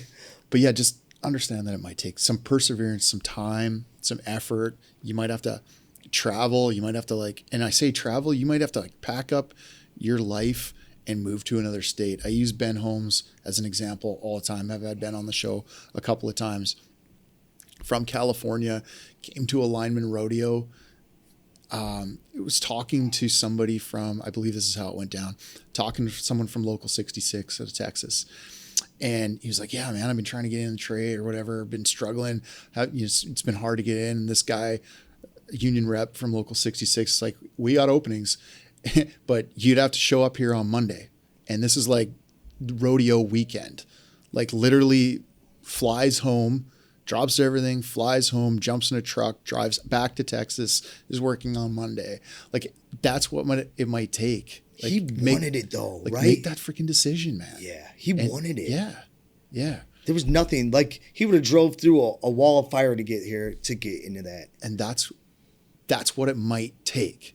So it's that, or maybe you got to sit in California for a year and a half or 2 years and fight everybody in California for that opportunity. And if that's what you want to do, just understand that that's what it might take you, but you got to persevere. You do. You know? You got to stay on top. I got a good story about that. So Colorado, I go to Colorado. I get an apprentice. We call him Beep Beep. He's a short little guy, and every time we call him Beep Beep because every time he got in the truck, no matter what, he beep beep. So my buddy Nick gave him the nickname Beep Beep, and I love it. I still call him Beep Beep to this day. 3 years. He went to climb school, tried to get an apprenticeship. 3 years he waited, finally got in. And that dude is one of the hardest workers you ever meet in your life, and he is so grateful. And hearing his story, it's just like he did not care. Yeah. He was going to get in. No matter what it took, he was going to get in. Yeah. I love that about Beep Beep. So it just reminded me, that story about Ben that you were talking about, remind me so much of Beep Beep. So that's what it might take. And for the vets, like I'm hoping to have Martin Helms on the show. Martin runs Helmets to Hard Hats, manages Helmets to Hard Hats. I'm hoping to have him on the show in the next couple of months. Just trying to line that out, which would be great because there's a lot of good veteran programs. And the one I speak to a lot is the one we just talked about, is the Veep program. It's intoveep.com, and it's honestly, like, when I put it out there, people are just like, is this for real? This doesn't seem like... Seems too good to be true, right? Seems too good to be true. Yep. And I'm like, it's very much for real. You literally apply for the program, and if accepted, you still have to be accepted. And you go through a little application process, and it's not easy, even that portion, because you get run through the ringer a little bit and interviewed, and like, but if you're accepted, it's literally 15-week program. Like we just talked about what the program consists of. It's pretty in-depth, pretty good, concise program. Like, you're going to come out knowing some shit in the end. It's 100% free. Yep. Like, if I'm correct, you get paid to go through the program even. You get paid. You get free training, free school, free tools supplied by Milwaukee and Buckingham, like a bunch of other industry partners involved with this. And in the end, you end up with a job with a Quanta company, guaranteed job with a Quanta company, and basically direct entry or direct interview, depending on the area, into the IBW region of your choice. Basically, you put a couple choices down, but depending on where the work's at. Depending on where the work's at and a few things like that. But the fact is, you're going to end up in the program. It's just it takes a little bit of time to work that part out, but you end up in the program in an IBW apprenticeship and working for a Quanta company, going to work. Like, it's freaking phenomenal. I love this opportunity for these guys. You are getting in the IBW. You have a chance to get in the IBW. Like, It is right there for you. I talk about this V program everywhere I go. I'll run to guys, and you can tell military guys, hey, what do you do, man? Check this program out, man. This is great. And I've turned people onto it, Yeah. It's just such a great avenue. Some of the things too for the military people, that troops to transport is awesome. You have to have a CDL before you get in this trade. Great point. You have to. What is that program? It's called Troops to Transport, I believe. Okay. And the military helps these guys get their CDL. So basically, you go through Troops to Transport. They'll set you up with a 2-week program, I believe it is. I could be wrong. And they end up getting their CDL when they leave there. That's a great caveat, actually. That is the one thing that is. Is it required now that you show up with it, even to your guys'? For our program, yes. We want people to have that, because what happens if you don't have it, we're trying to get you right to work when you leave from us. Gotcha. We're sending you to an apprenticeship. Try to get that out. Yeah. Yep. Or, yes, we're getting you the IBW. If you wait and you got to wait 2 months, that spot, there's a lot of people waiting for those spots. That spot could go whoop, bye-bye, and now you're waiting. So I think it's great. They are requiring that ahead of time. But just anybody, military that can't get in the program and you want to get your CDL, that's another great avenue for guys if they decide they're not going into this trade or into this program too. Facts. Right? Because they could be truckers. They could be a laborer. There's all other kinds of jobs they can do too. Obviously, I'm going to push line work because I love line work. Yeah. I'm super grateful to be able to find line work. it was the best. It's been the best thing that's ever happened to me, and I'm passionate about it, and I love it, and I know most people will be just as passionate as me when they get into it and start grinding and start doing the work. So, yes, yep. What's your take on the trades today? I think the trades are making a comeback. Honestly, I think people are starting to realize, hey, I can go make a good living. I can work outside. Unions are starting to get people more and more accepted. I think the trades are making a comeback. I think they dipped off for a long time, but I think more and more people are, and not that college isn't right for people. College is great for certain people, for certain jobs. But I think some people are starting to realize, like, hey, man, I don't have to go to college. I can get into a trade, learn something that is feasible for me to make a living on, and I can start making money right off the bat with it. And then the apprenticeships are great nowadays with the training and just teaching about how the things work. So I think the trades are making a huge comeback. I don't know how you feel about it, but I'm starting to notice that more and more people are the ones that go to college and kind of, this ain't working for me, waste a couple of years, are starting to realize, like, hey, man, if I get into a trade and start learning something right off the bat, it's going to really benefit me. So I think, like you just said, the trades are making a bit of a comeback. You got some good advocates out there for the trades these days. Like I've heard some pretty big podcasters talking about the trades recently, like Andy Frisella, and obviously Rogan's talking about it. He has tradesmen on there all the time.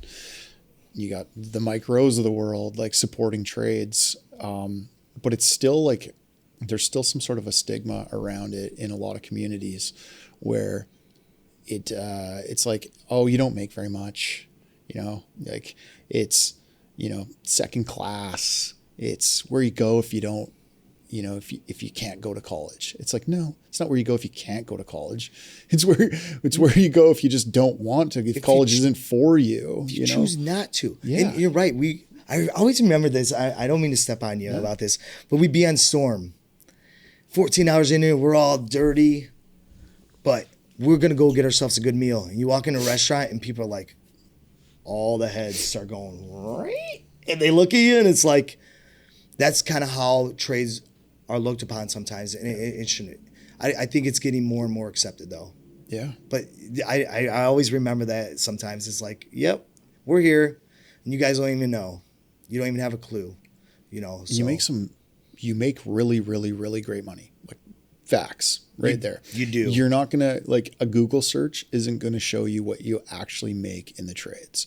A Google search is going to show you like some sort of random average. It'll put you somewhere just under $100,000 a year, and it's complete bullshit. Like, it is utter bullshit. Like you Google what a lineman makes right now. It's nowhere even close to what the facts actually are. So if you're actually interested in the trades and you do a Google search and go, oh, okay, they don't make very much money, go find somebody in that trade that you search. So if it is lineman, go find an actual lineman that'll talk to you and tell you what they make or what you're capable of making in the trade, and it'll blow your mind. Like, that's what I would suggest to go do. Find any trade, whatever, whether it's line work or whatever trade. Plumber, anything. Go find a real plumber doing work. And this is the other thing too, is like some of the best businessmen I know come from trades. Like, they're tradesmen as well.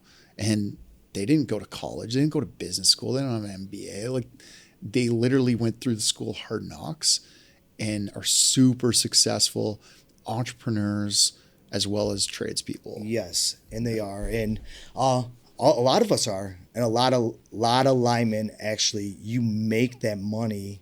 You make really good money in this trade. I'll be honest with you. I'm not going to disclose it, but you do.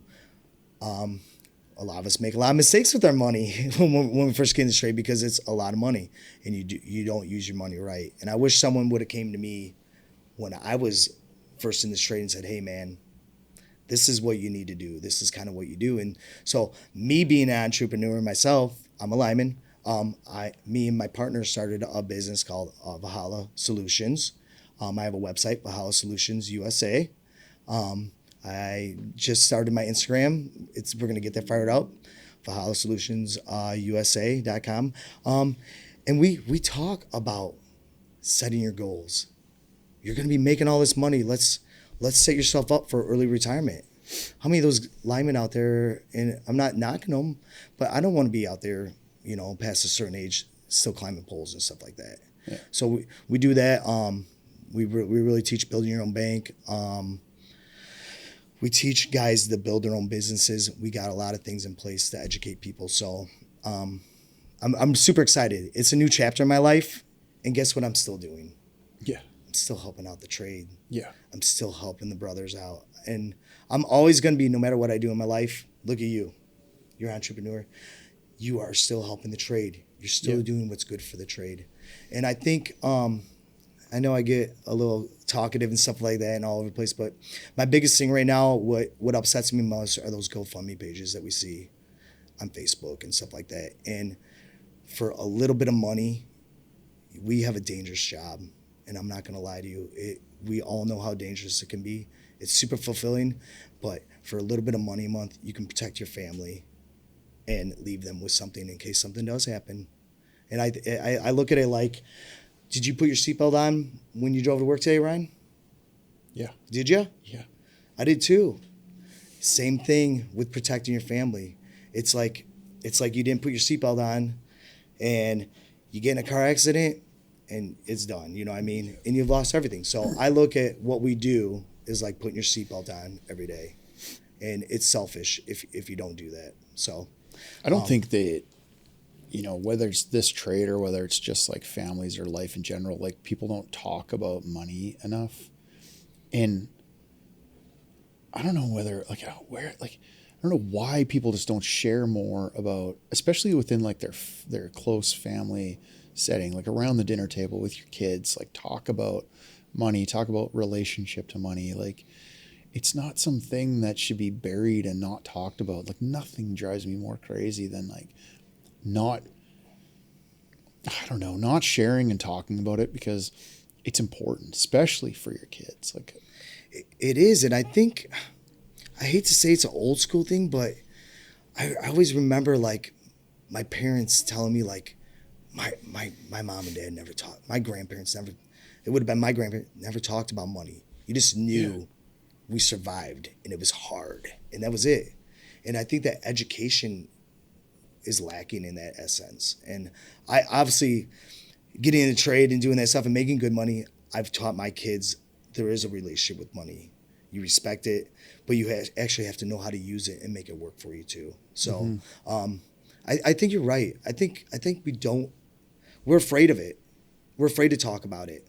And I think when you talk with your family about it, I think you're afraid to kind of get looked down upon. Oh, you make that? Yeah, I do make that, but I also do this, this, and this. I'm also working 7 days a week. I'm putting in the work. So I've earned it.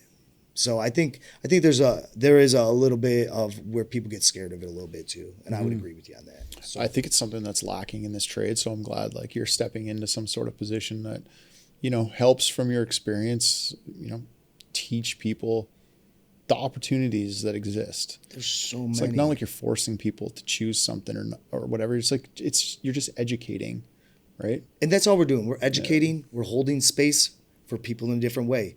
Right now I'm holding space for teaching and training the next generation. Now I'm going to hold space for educating people on how to work with their finances too. Educating people in the trade to where they make their money work for them. And it's great. And I'm always going to be involved in the trade one way or another. Yeah. I just wish someone would have taught me about it. And I gambled. I never had nothing to protect my family. I gambled, man. And I got lucky. Yeah. I had 3 kids. Yeah. My wife didn't work because I wanted my kids raised by my wife. Yeah. But if something happened to me, they would have nothing. My wife would have had to go to work and they would have not had the same lifestyle at all. And I never thought about that. I thought it was invincible though too. And we're not, because it takes 1 second. It's just one bad second in your life and things can change. And we talk about that in the trade a lot. Is you're not having a bad day. Yeah. You had a bad second. Yeah. You made one wrong bad move, right? You do. And no matter how good you are or what you do, everybody has that. I've had a couple close calls And if anybody says they didn't, they're lying. They've never done any work, So, yeah. I talked about that with Ashley a few weeks ago, and we clipped that portion and put it on social media. And it was like one of the hardest hitting clips was just talking about near misses and how we've all had them as linemen. We've all had those moments where something could have happened and we recognized it, and it's like it shakes you like to your core, to the point where a lot of times you got to like step back for a second and sit down or go smoke or like just like pull yourself away for a minute, sit down and go, holy shit, like that was it, that was that moment. And it's not just one. Like if you only have one moment like that in your career as a lineman, then you did really good. Yeah. But it's going to be a few moments like that. There are. And it scares the bejesus out of you. It does. It scares you. I think I'm going to knock on wood, but I haven't seen nothing really terrible go bad. But I have seen one thing. My buddy, he was apprentice. Jeremy was his name. Love him to death. But he got hit. We were porting wire up. Someone removed the rolling ground off while we were porting wire up. It was a static that we pulled in, and it was a neoprene dollies, so it built up an induction. They pulled the running ground off on the other end. He boomed up off the ground with the wire on the basket. Boom. Locked him up. Thank God the guy that was running the crane, bam, saw him freeze up and lock up. And, broke, he broke the induction right to ground. But, that's scary. That's probably that's the scariest thing I've ever seen. And it was a big setup. It was a big wire snub site. So there was a lot of foremans over there. There was a lot of, I was just a lineman at the time. But there was a lot of people around there, and we were all working together. And one person made one mistake. They got in a rush and they pulled that running ground off. And it could have been bad. That scared me. I had a really hard time with that for a long time. So, yeah, man, it's definitely something to stop and think about. And when I explain this career to people, I explain it in a way like you're not just like driving. It's not just like driving to work in the beginning of the day and the end of the day is like the major hazard for the day. Like a lot of people that have an office job or whatever, it's, like that drive to work is probably the most dangerous part of their day, right? I'd have to agree with you on that. For 100%. us, it's like we had the drive to work. We work around heavy equipment all day long. We often work in and around heavy traffic. We work at heights. We work with high voltage electricity. Like I could keep going on, and they're just like, holy cow, I guess I never thought of that. I'm like, that's all day, every day. And people wonder why our senses are so heightened all the time. Yeah. You know what I mean? It is. I always feel like I'm always aware of my surroundings. Yeah. And it's because of that. Very much you so. You don't turn it off. You turn it off, bam. And don't get me wrong, we have a lot of fun at work too. Yeah. But when it's time to be serious, it's time to be serious. Totally. And there are a lot of hazards. Totally.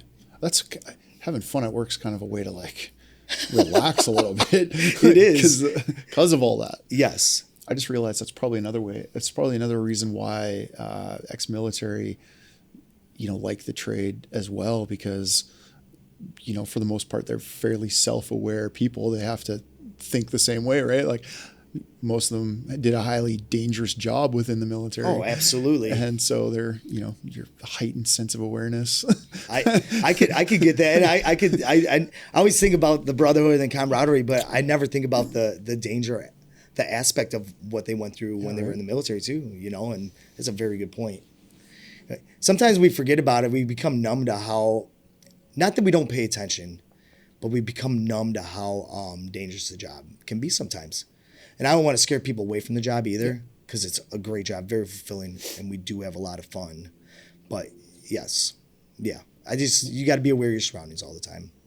And you got to be able to, I had one foreman tell me, Larry Sanders was his name, old school, God bless his soul. He's an older guy, so he's not with us anymore. But he always told me, man, no matter what you do, when you wake up in the morning, you don't feel like putting your boots on, It's time to drag up Omar. My name wasn't Omar then, it was David. And I got a good story about how I got that nickname. I'll have to tell you guys really quick. But it really didn't resonate with me when I was an apprentice. When I became a lineman, I was like, man, I'm dragging balls. I don't feel like going in. I get what he was saying. When you don't feel like lacing up your boots and going on that job, it's time to drag up, man. You need different scenery. You need to get around different people. And that's always stuck with me. And I'm glad he told me that. I didn't get it, like I said, when I was apprentice, but I got it when I needed to understand it. So it's great. Wherever you go, whatever you do, high energy, work your butt off, just do a good job. And that your name is, you don't want your ticket to carry you. You want your name to carry you. So always do a good job. Always leave on good terms if you can with the company. And always try to bring that positive energy. I'll get in a show up and I'll be like, all right, let's have some fun, boys, and try to bring that high, intense energy and get people in a good mood. Because if you're not in a good mood and people are dragging, that's when stuff starts happening. So I've always been blessed with that high energy and having fun, joking around, talking shit, and just doing what we do. I hear quite a bit online too that, like, work isn't my life, like that, just like you said in the beginning, like live to work to live kind of relationship. We work so we can live, not, but to that is, but you're spending a lot of time doing this thing. So why not kind of try to enjoy it? Embrace it. Have fun with it. Go do something different then, because chances are if you like hate the job so much and you're coming to work and you're bringing that attitude to work, everyone else around you probably likes what they do and probably wants to enjoy their day. At least if they got to do this thing for 8, 10, 12 hours a day, whatever it is, they're going to want to enjoy some of it at least. Yeah. So shut up. Like, shut up. Just shut up. Go away if you don't like it. Take your negative energy and go find something else to do. Hopefully you find something that kind of like makes you happy. Mm-hmm. Like, what do they say? One bad apple, will ruin a bunch or whatever. Show up. Yeah, and one bad person in that show up, can ruin a show up. One good person that show up, can spin that show up around. I jumped in a yard in California and I left, and the guy called me. He was a local 51 hand. Jay was his name. He's like, Omar, God, I miss you here. You brought in this energy and positivity and got everyone laughing, and we needed that when you came here. And when you left, it kind of a little bit. He goes, people like you. It's nice working around people like you. It was great getting that call. It's like, okay, I didn't know what I was doing. That's just me. I like to be bouncy, have some fun, and it felt really good when he called me and told me that. So it kind of hit me right here. I was like, thank you. Not looking for that, but when you hear that, it feels good. So. What's the trade's notoriously hard on people and families, and what do you do to look after your mental wellness? That's a very good question. So for a long time, I didn't allow myself time for myself. I was a family man. I thought, well, I'm a family man. I go to work and I come right home and I be with my kids and be with my wife and do that. My kids got into sports. They started working out. Mm-hmm. I'm like, shoot, man. I used to love working out. So I am a workout nut. If I could work out 7 days a week for 2 hours a day, I'm going to do it. So that's my mental health. My wife has got me into meditation. Super cool. There's a lot of good tools out there. Just sit. You'll be amazed what you find out about yourself if you could sit with yourself in silence for just 10 minutes with your eyes closed. So explain what your practice is, because meditation is a lot of different things to a lot of different people. What's your practice with it? So with meditation myself, I try to sit with myself, don't think about nothing, and just close my eyes and just let my mind go where it needs to be. I try that. It works for me sometimes, but sometimes that little talking up there, I can't shut it off. It's Omar. It's just nonstop. So I use a tool. I'll Google some meditations and like guided meditations, and it can be a 5-minute one or it could be a 30-minute one. And I'll just put my earbuds in. I'll allow myself to lay back and close my eyes and just listen to where it takes me. Sometimes I can get there and sometimes I can't. So I'm still learning that process. My wife is super good at that. I hate her. I love her, but I hate her because of it. Because she's got it. Yeah. But she's teaching me and she's helping me along. She does breath work, it's called. Super cool. It's pretty insane. It's hypertrophic breathing, and then it's almost like you you get in your brain a little bit, and your thoughts go away. So that's an hour guided meditation that we try to get. Like an hour of breath work. Yeah, hour of just breathing. You get in your breath. You put a blindfold on, and then that's awesome. Yeah, you go through some stuff sometimes too. So yeah, and then she does an eye rest meditation. It's called super really cool. And then she's getting some other things that, which is super cool for trauma and stuff like that too. She's stepping in a new direction with that. So I've loved like I said, I've been experimenting with intermittent fasting, and I've talked about cold plunges a little bit on this. Super good. I live in a small space. I want to get my own tub, but I've just been doing literally just like I live in Canada, so the water's cold coming out of the tap. Yeah. It's been enough. Like I'll just like fill up the bathtub, and it's cold enough to get that I guess that initial 80% factor out of it, you know. It is because it's shocking your body, right? Yeah, it's shocking it's definitely takes your breath away, like, and it's not something you want to do. Like it's hard to do it, which is also awesome. Like it's hard. It's making yourself do hard things, which is really cool. So I've been doing that a little bit. Do you do the not to step into? Do you do the breathing, the Wim Hof? I don't, but like what I was just gonna say was like that's another thing that I wanted to take these things and like not just go, hey, I'm just going to do everything all at once, because like I think that's a way to set yourself up for failure. No, it is. So you got to slow trickle these things in and like try to find a way to like bring them into your lifestyle and make them like an everyday or an every week or whatever, and make them a realistic practice in your life. I've attempted breath work a couple of times. It's something like I want to make it a daily, maybe not like designating an hour a day to it, but even just like, I don't know, even 10, 15 minutes every morning or something. Sit with yourself. Yeah. Allow your brain to, allow yourself to think and not worry, you know, and that's all it is. Sitting with yourself. And you find out a lot. But oxygen's important, right? It is. Ultimately, everybody on planet Earth dies from a lack of oxygen. It's like what means gets you to that point, whether it's heart failure or something, like whatever gets you to that point. But we all die by the lack of oxygen. Really. It's true. So I just think, I don't know, oxygen's important. And these things, all of these things are kind of like making this comeback right now because they're obviously doing something, like breath work and meditation and cold plunges and all of the saunas and red light therapy, sunshine, the float tanks. The float tanks. They're phenomenal too. I've done that a few times, and I haven't done it. I've always wanted to. It's awesome. Like same thing. You're probably going to run into this because the way you just described your meditation practices is kind of that way as well, where your brain starts to kind of go. But that's all it is basically just like trying to get into some sort of meditative state. And it's that constant battle between your brain fighting for attention and thinking about things and like, and you and your body, like trying to like breathe and calm that down and like let that thought come in and disappear versus like entertaining it, I guess. It's just being. Yeah. It's just being and not thinking. Yeah. My wife talks about a lot. She actually does she has some very cool things with IRS. She does a training for that too. So I can I'll throw it on my social media, kind of promote her a little bit, but she's super good at it. I took it and it really stepped me in the next level.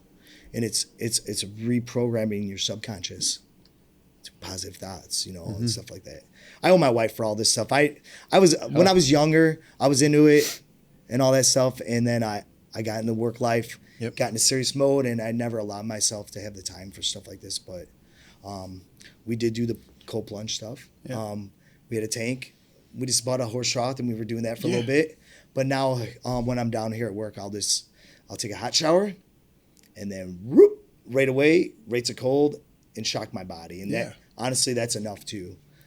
And there's so many benefits from it. I've heard it described as like it gets you 80% of the way there, right? Mm-hmm. Like it might not be that full like 30-degree bath, Right?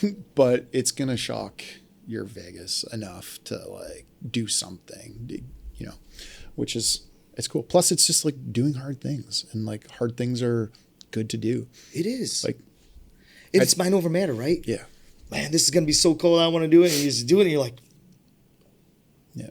Man, I did that. Like it's super. And then the next time you do it, it is a little bit easier because you kind of know what to expect. That's what I experienced. Like the first couple of times in the cold tub was like you fought it and it was really hard. And it takes your breath away and you don't want to be there and you don't do it. But then the third, fourth, fifth time you're doing it, 10th, 20th time you're doing it, you're like you know exactly what it feels like. So you're like, okay, this is gonna suck, but I'm fine. I can get through this. It's no big deal. It's good for me. Mm-hmm. Da, da, da. I don't know. You have like the better coping mechanism to get through it, right? And you can deal with it better. And it's almost the Weinhoff thing is super cool to research because that's what he talks about. Yeah. And the breath, you get your breath, and we as human beings we use clothing and things to heat our body, right? Yeah. Well, you're almost controlling the thermometer in your body when you get into that breath, the Weinhoff breath, and you're controlling your body temperature, and that's how you ultimately heat your body back up is with the breath. So super neat. I by no means am I good at it. I just shock my body. I'm like, I hate myself, I hate myself, I hate myself, and then okay, I'm out. Whew. That was great, and then you feel really good. Yeah, and it does help build your metabolism back up and stuff like that too. So, and energy wise and all that stuff. So, I've heard it's like as well, like if you're struggling to do hard things in life because you've come to this point in your life where you're extremely comfortable, it's not good to be extremely comfortable. I don't believe in that anyway.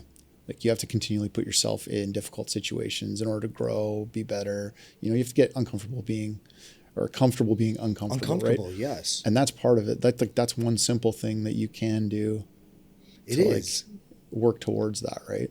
It is. And it's fun to be comfortable and know, oh, that's my routine and this and that. But step out of your, I mean, did you ever think you were going to go climb Mount St. Helens? No. Or go to base camp and all that stuff? Did you ever think you were going to do something like that? No. Well, guess what you did? You made a choice to get uncomfortable and to step honestly, out of your realm, that was right? part of it. Like that whole entire trip to base camp, Everest base camp, was like there was large portions of it that were extremely hard, like really hard, to the point where you're just like you're putting one foot in front of the other, and you're just saying, okay, one foot in front of the next.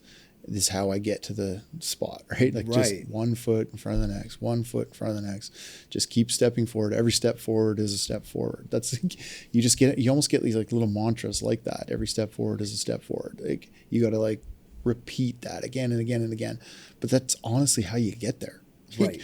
And that's how you get through it, right? That's how you get through it. That's how you get there. Like you can't get to the end without taking another step forward. So as long as you can take a step forward, just take another one. How'd you know to do the mantras? That was where you were going to get you where you needed to be? I didn't. Like obviously I know a little bit about this stuff, but like it just came as like you're just you. There's people around you, but like when you're breathing heavy, you're going through something like that, like you're not going to be talking to anybody, so you're just talking to yourself, like, and you can only talk to yourself so much, so you just like start developing these mantras and these positive positive things in your head, right? I'm gonna make it. You start coaching yourself, like, okay, Ryan, can you take another step? Yep, you can take another step. Then take another step, like, and you take that step, right? And you had another one in you. Yep, I got another one in you. You know, you take breaks. You take time to sit down and rest too, halfway up a good, climb. I would hope so. I mean, you take a second and stop. Not everyone's like, oh, have you seen that race to the summit? Yeah. Those guys are insane. Like, no, not everyone's climbing a 2-day climb in like hours. Not everyone's a NIMS day. No, yeah, for sure. I mean, that was a super inspiring show to watch too. Not to take away from anything that we were talking about, but that was super. Kind of remind me a little bit about that. Like, But you just got told to. yourself there was no, I'm going to get to where I need to get to. Yeah, because like, First off, you don't want to fail yourself, right? well, not only is it a climb, but if anyone has ever spent any time at altitude, and I'm sure there's lots of outdoorsmen out there, or maybe there's even climbers, but there's lots of people that hunt, I know. Mm-hmm. And if you go, for sheep or something like that, you know what some sort of altitude feels like. Well, Everest Base Camp is 5,300 meters for my Canadians. That's 18,000 feet for my American friends. Wow. It's up there. Like, the oxygen in the air is thin, as well as the air pressure. Well, that's the reason why the air pressure is thin. So like when you're at sea level, there's pressure in the air, and it doesn't take a lot of effort to breathe air in and fill your lungs. Like the pressure pushes air into your lungs and fills your lungs up for you. So when you get to altitude, there's less air pressure as well. So you have to force it. Like you have to use your muscles in your body to really get air into your lungs. Body. Right? Like the last night that we spent in this little place called Gorkshep, it was the last little village before the push to Everest Base Camp, which was about a 2-hour trek from Gorkshep. So you land in Gorkshep, you kind of get rid of all your bags, and you just take your camera and your water bottle for like the last 2 hours there and 2 hours back from base camp. Okay. And then you get back to Gorkshep. So anyway, we were a day ahead of schedule due to a bunch of other things. We were a day ahead of schedule. So Gorkshep was really full of people, and they didn't have anywhere for us to sleep, basically. So they gave us and the other 12 people with us it was almost like a garden shed. Like it was plywood walls, not even double thick, like just like framed up building with one layer plywood walls, and it was minus 15 Celsius.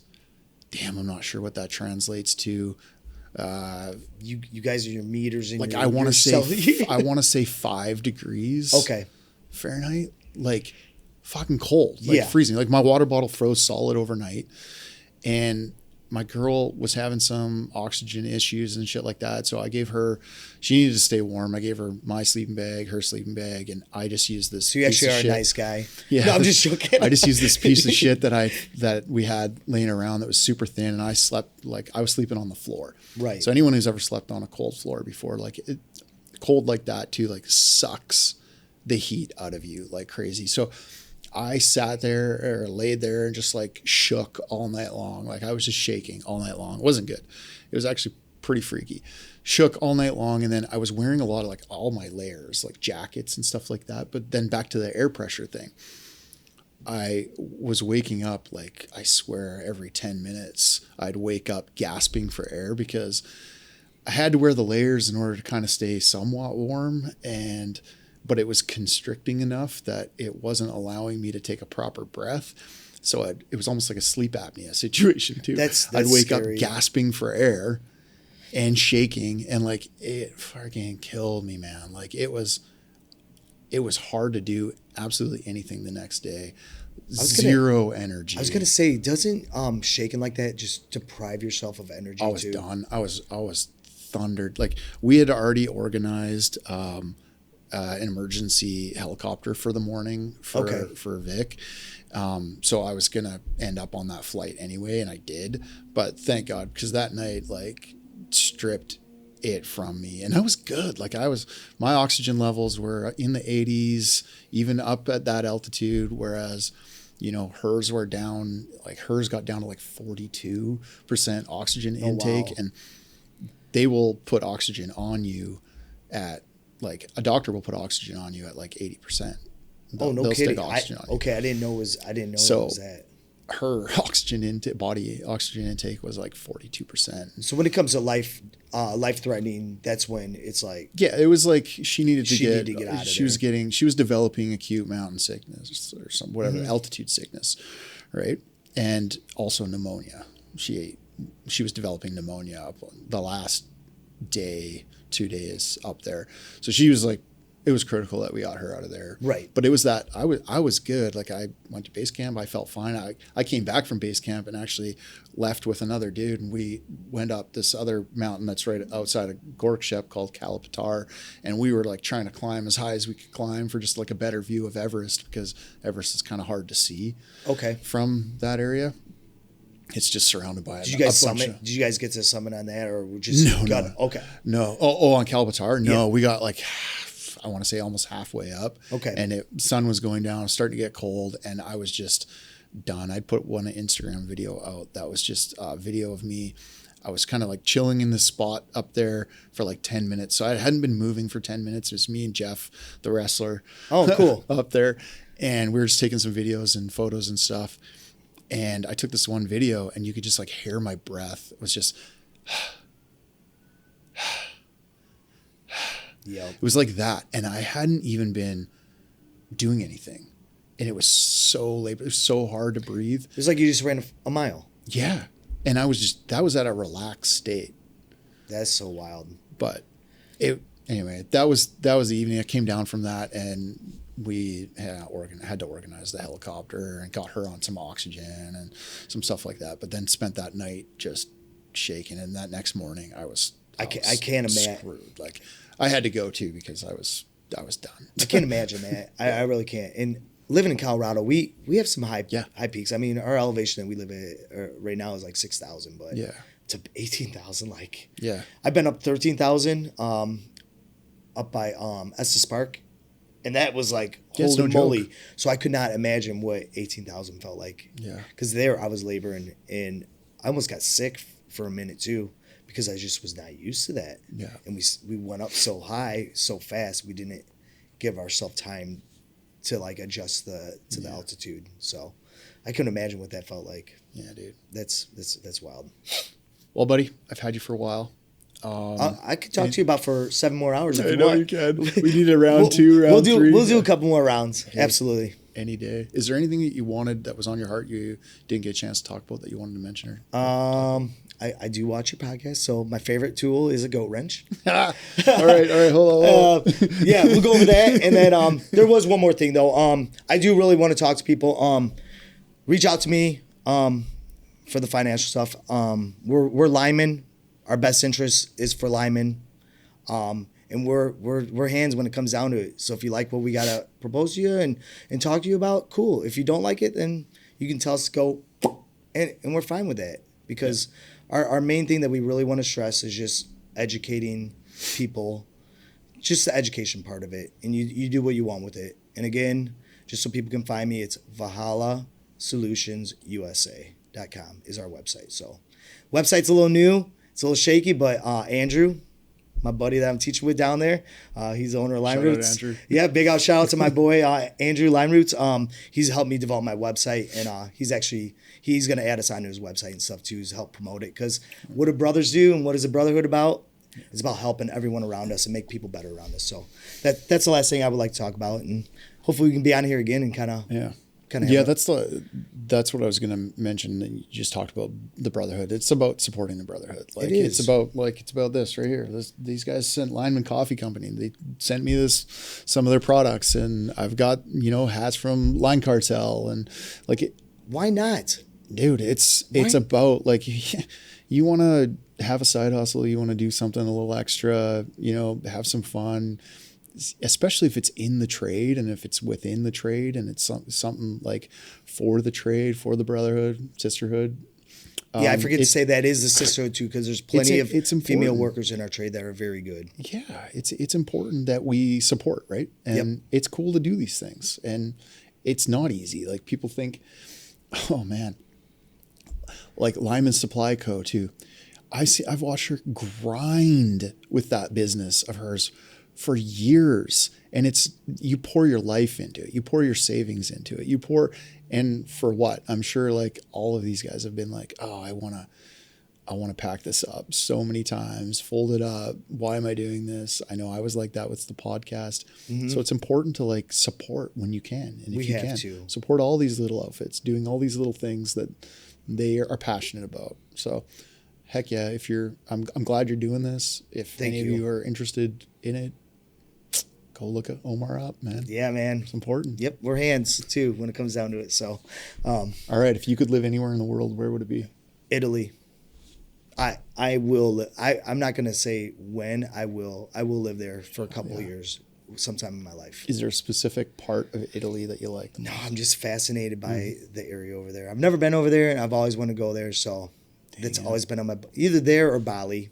Yeah, Bali's supposed to be badass too. So I'll take two of them. Yeah, I get a 2-for-1 on that. I feel Bali's like a vacation spot versus Italy. You could probably move there. Yeah, you could. And you can make you could live there and, walk the old streets. And I don't know. There's something nostalgic about it. Hell yeah. And the food. The food is supposed to be just go there, get fat and happy. Yeah, and get some good gelato, Come on. If you could have coffee with any historical figure, who would that be? Ooh. I looked at Billy the Kid. Yeah? I don't know why. Yeah. Gunslinger, man. Badass. Like, how did he get to where he was? And I've been watching the new thing about him, and it's like, I don't think he was ultimately a bad person, but he got put in a bad situation. Sure. And he ran with it, and then, how it's like this trade. Your name can go from good to bad in a second, right? So I'm going to use that correlation, but I want to talk to him and ask him, like, was that your intent? Yeah. To be the baddest gunslinger, You in think he history. got to a certain point and he was just like, screw it. All right. Yeah, he embraced it. He's like, F it, I'm going to do this. And I'm I think it was so. Men only live till 25 anyway, so I might as well roll with it. Yeah. Yep. If you weren't a lineman, you'd be what? Chef. 100%. I still, one day, I truly, me and my son talk about all the time, starting a food truck. And that's something we could do together eventually. So, what would the food be? Well, in Colorado, they do not have any Chicago style food, so maybe bring a little Chicago style food, and then surprisingly, my son is really good with Indian cuisine. So, dang, he is so talented. He's 21, and I'm coming for dinner. He's so talented. So, yeah.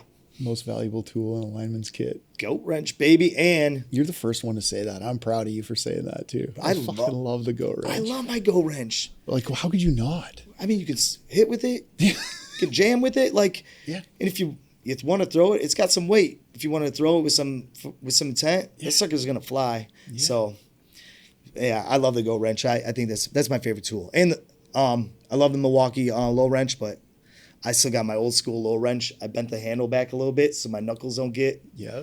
My brother-in-law, well, he's my brother-in-law now, but he's the one that got me in the trade, Andy, and he actually gave me that low wrench, and he bent the handle for me. It still works though. It's like usually the friggin' springs and shit in there. I don't touch wood on that. I don't know how, and I've used that thing. I know we're not supposed to, but I use it as a hammer. I use it as everything, and so. But yeah, honestly, the goat wrench for sure, and good hybrid boots are key in this trade. If anybody's listening, what's your recommendation? I get boot questions all the time. Oh my goodness, I love the Hoffman Armor Pro Elites. I think they're the best boot out there. I love them. That's my favorite boot. I do have Scarpas right now. The Sportivas are coming back. All those hybrids like that are great. There's so many now. Crispies. They got so many good boots out there now. I don't think you can go wrong with any of those hybrid boots, honestly. So. Cool. Just reach out to Andrew. He's got a bunch of them. Come on. Line roots. Line roots, baby. Just shouting at everybody out. Who wants to shout out? Who wants a shout out? Ryan. Oh, Ryan Lou, Powerline Podcast. Follow, like, and share. Oh, that's later. I'll add that. I'll put that at the beginning. I love it, babe. Okay, last one. If you could change one thing about the industry, what would it be? Ooh. Man, you got me. I don't think I'd change it. I mean, we always need to get better. I love this industry. I love what it provides for people. I love what it gives people. And I think I'm going to rest on that.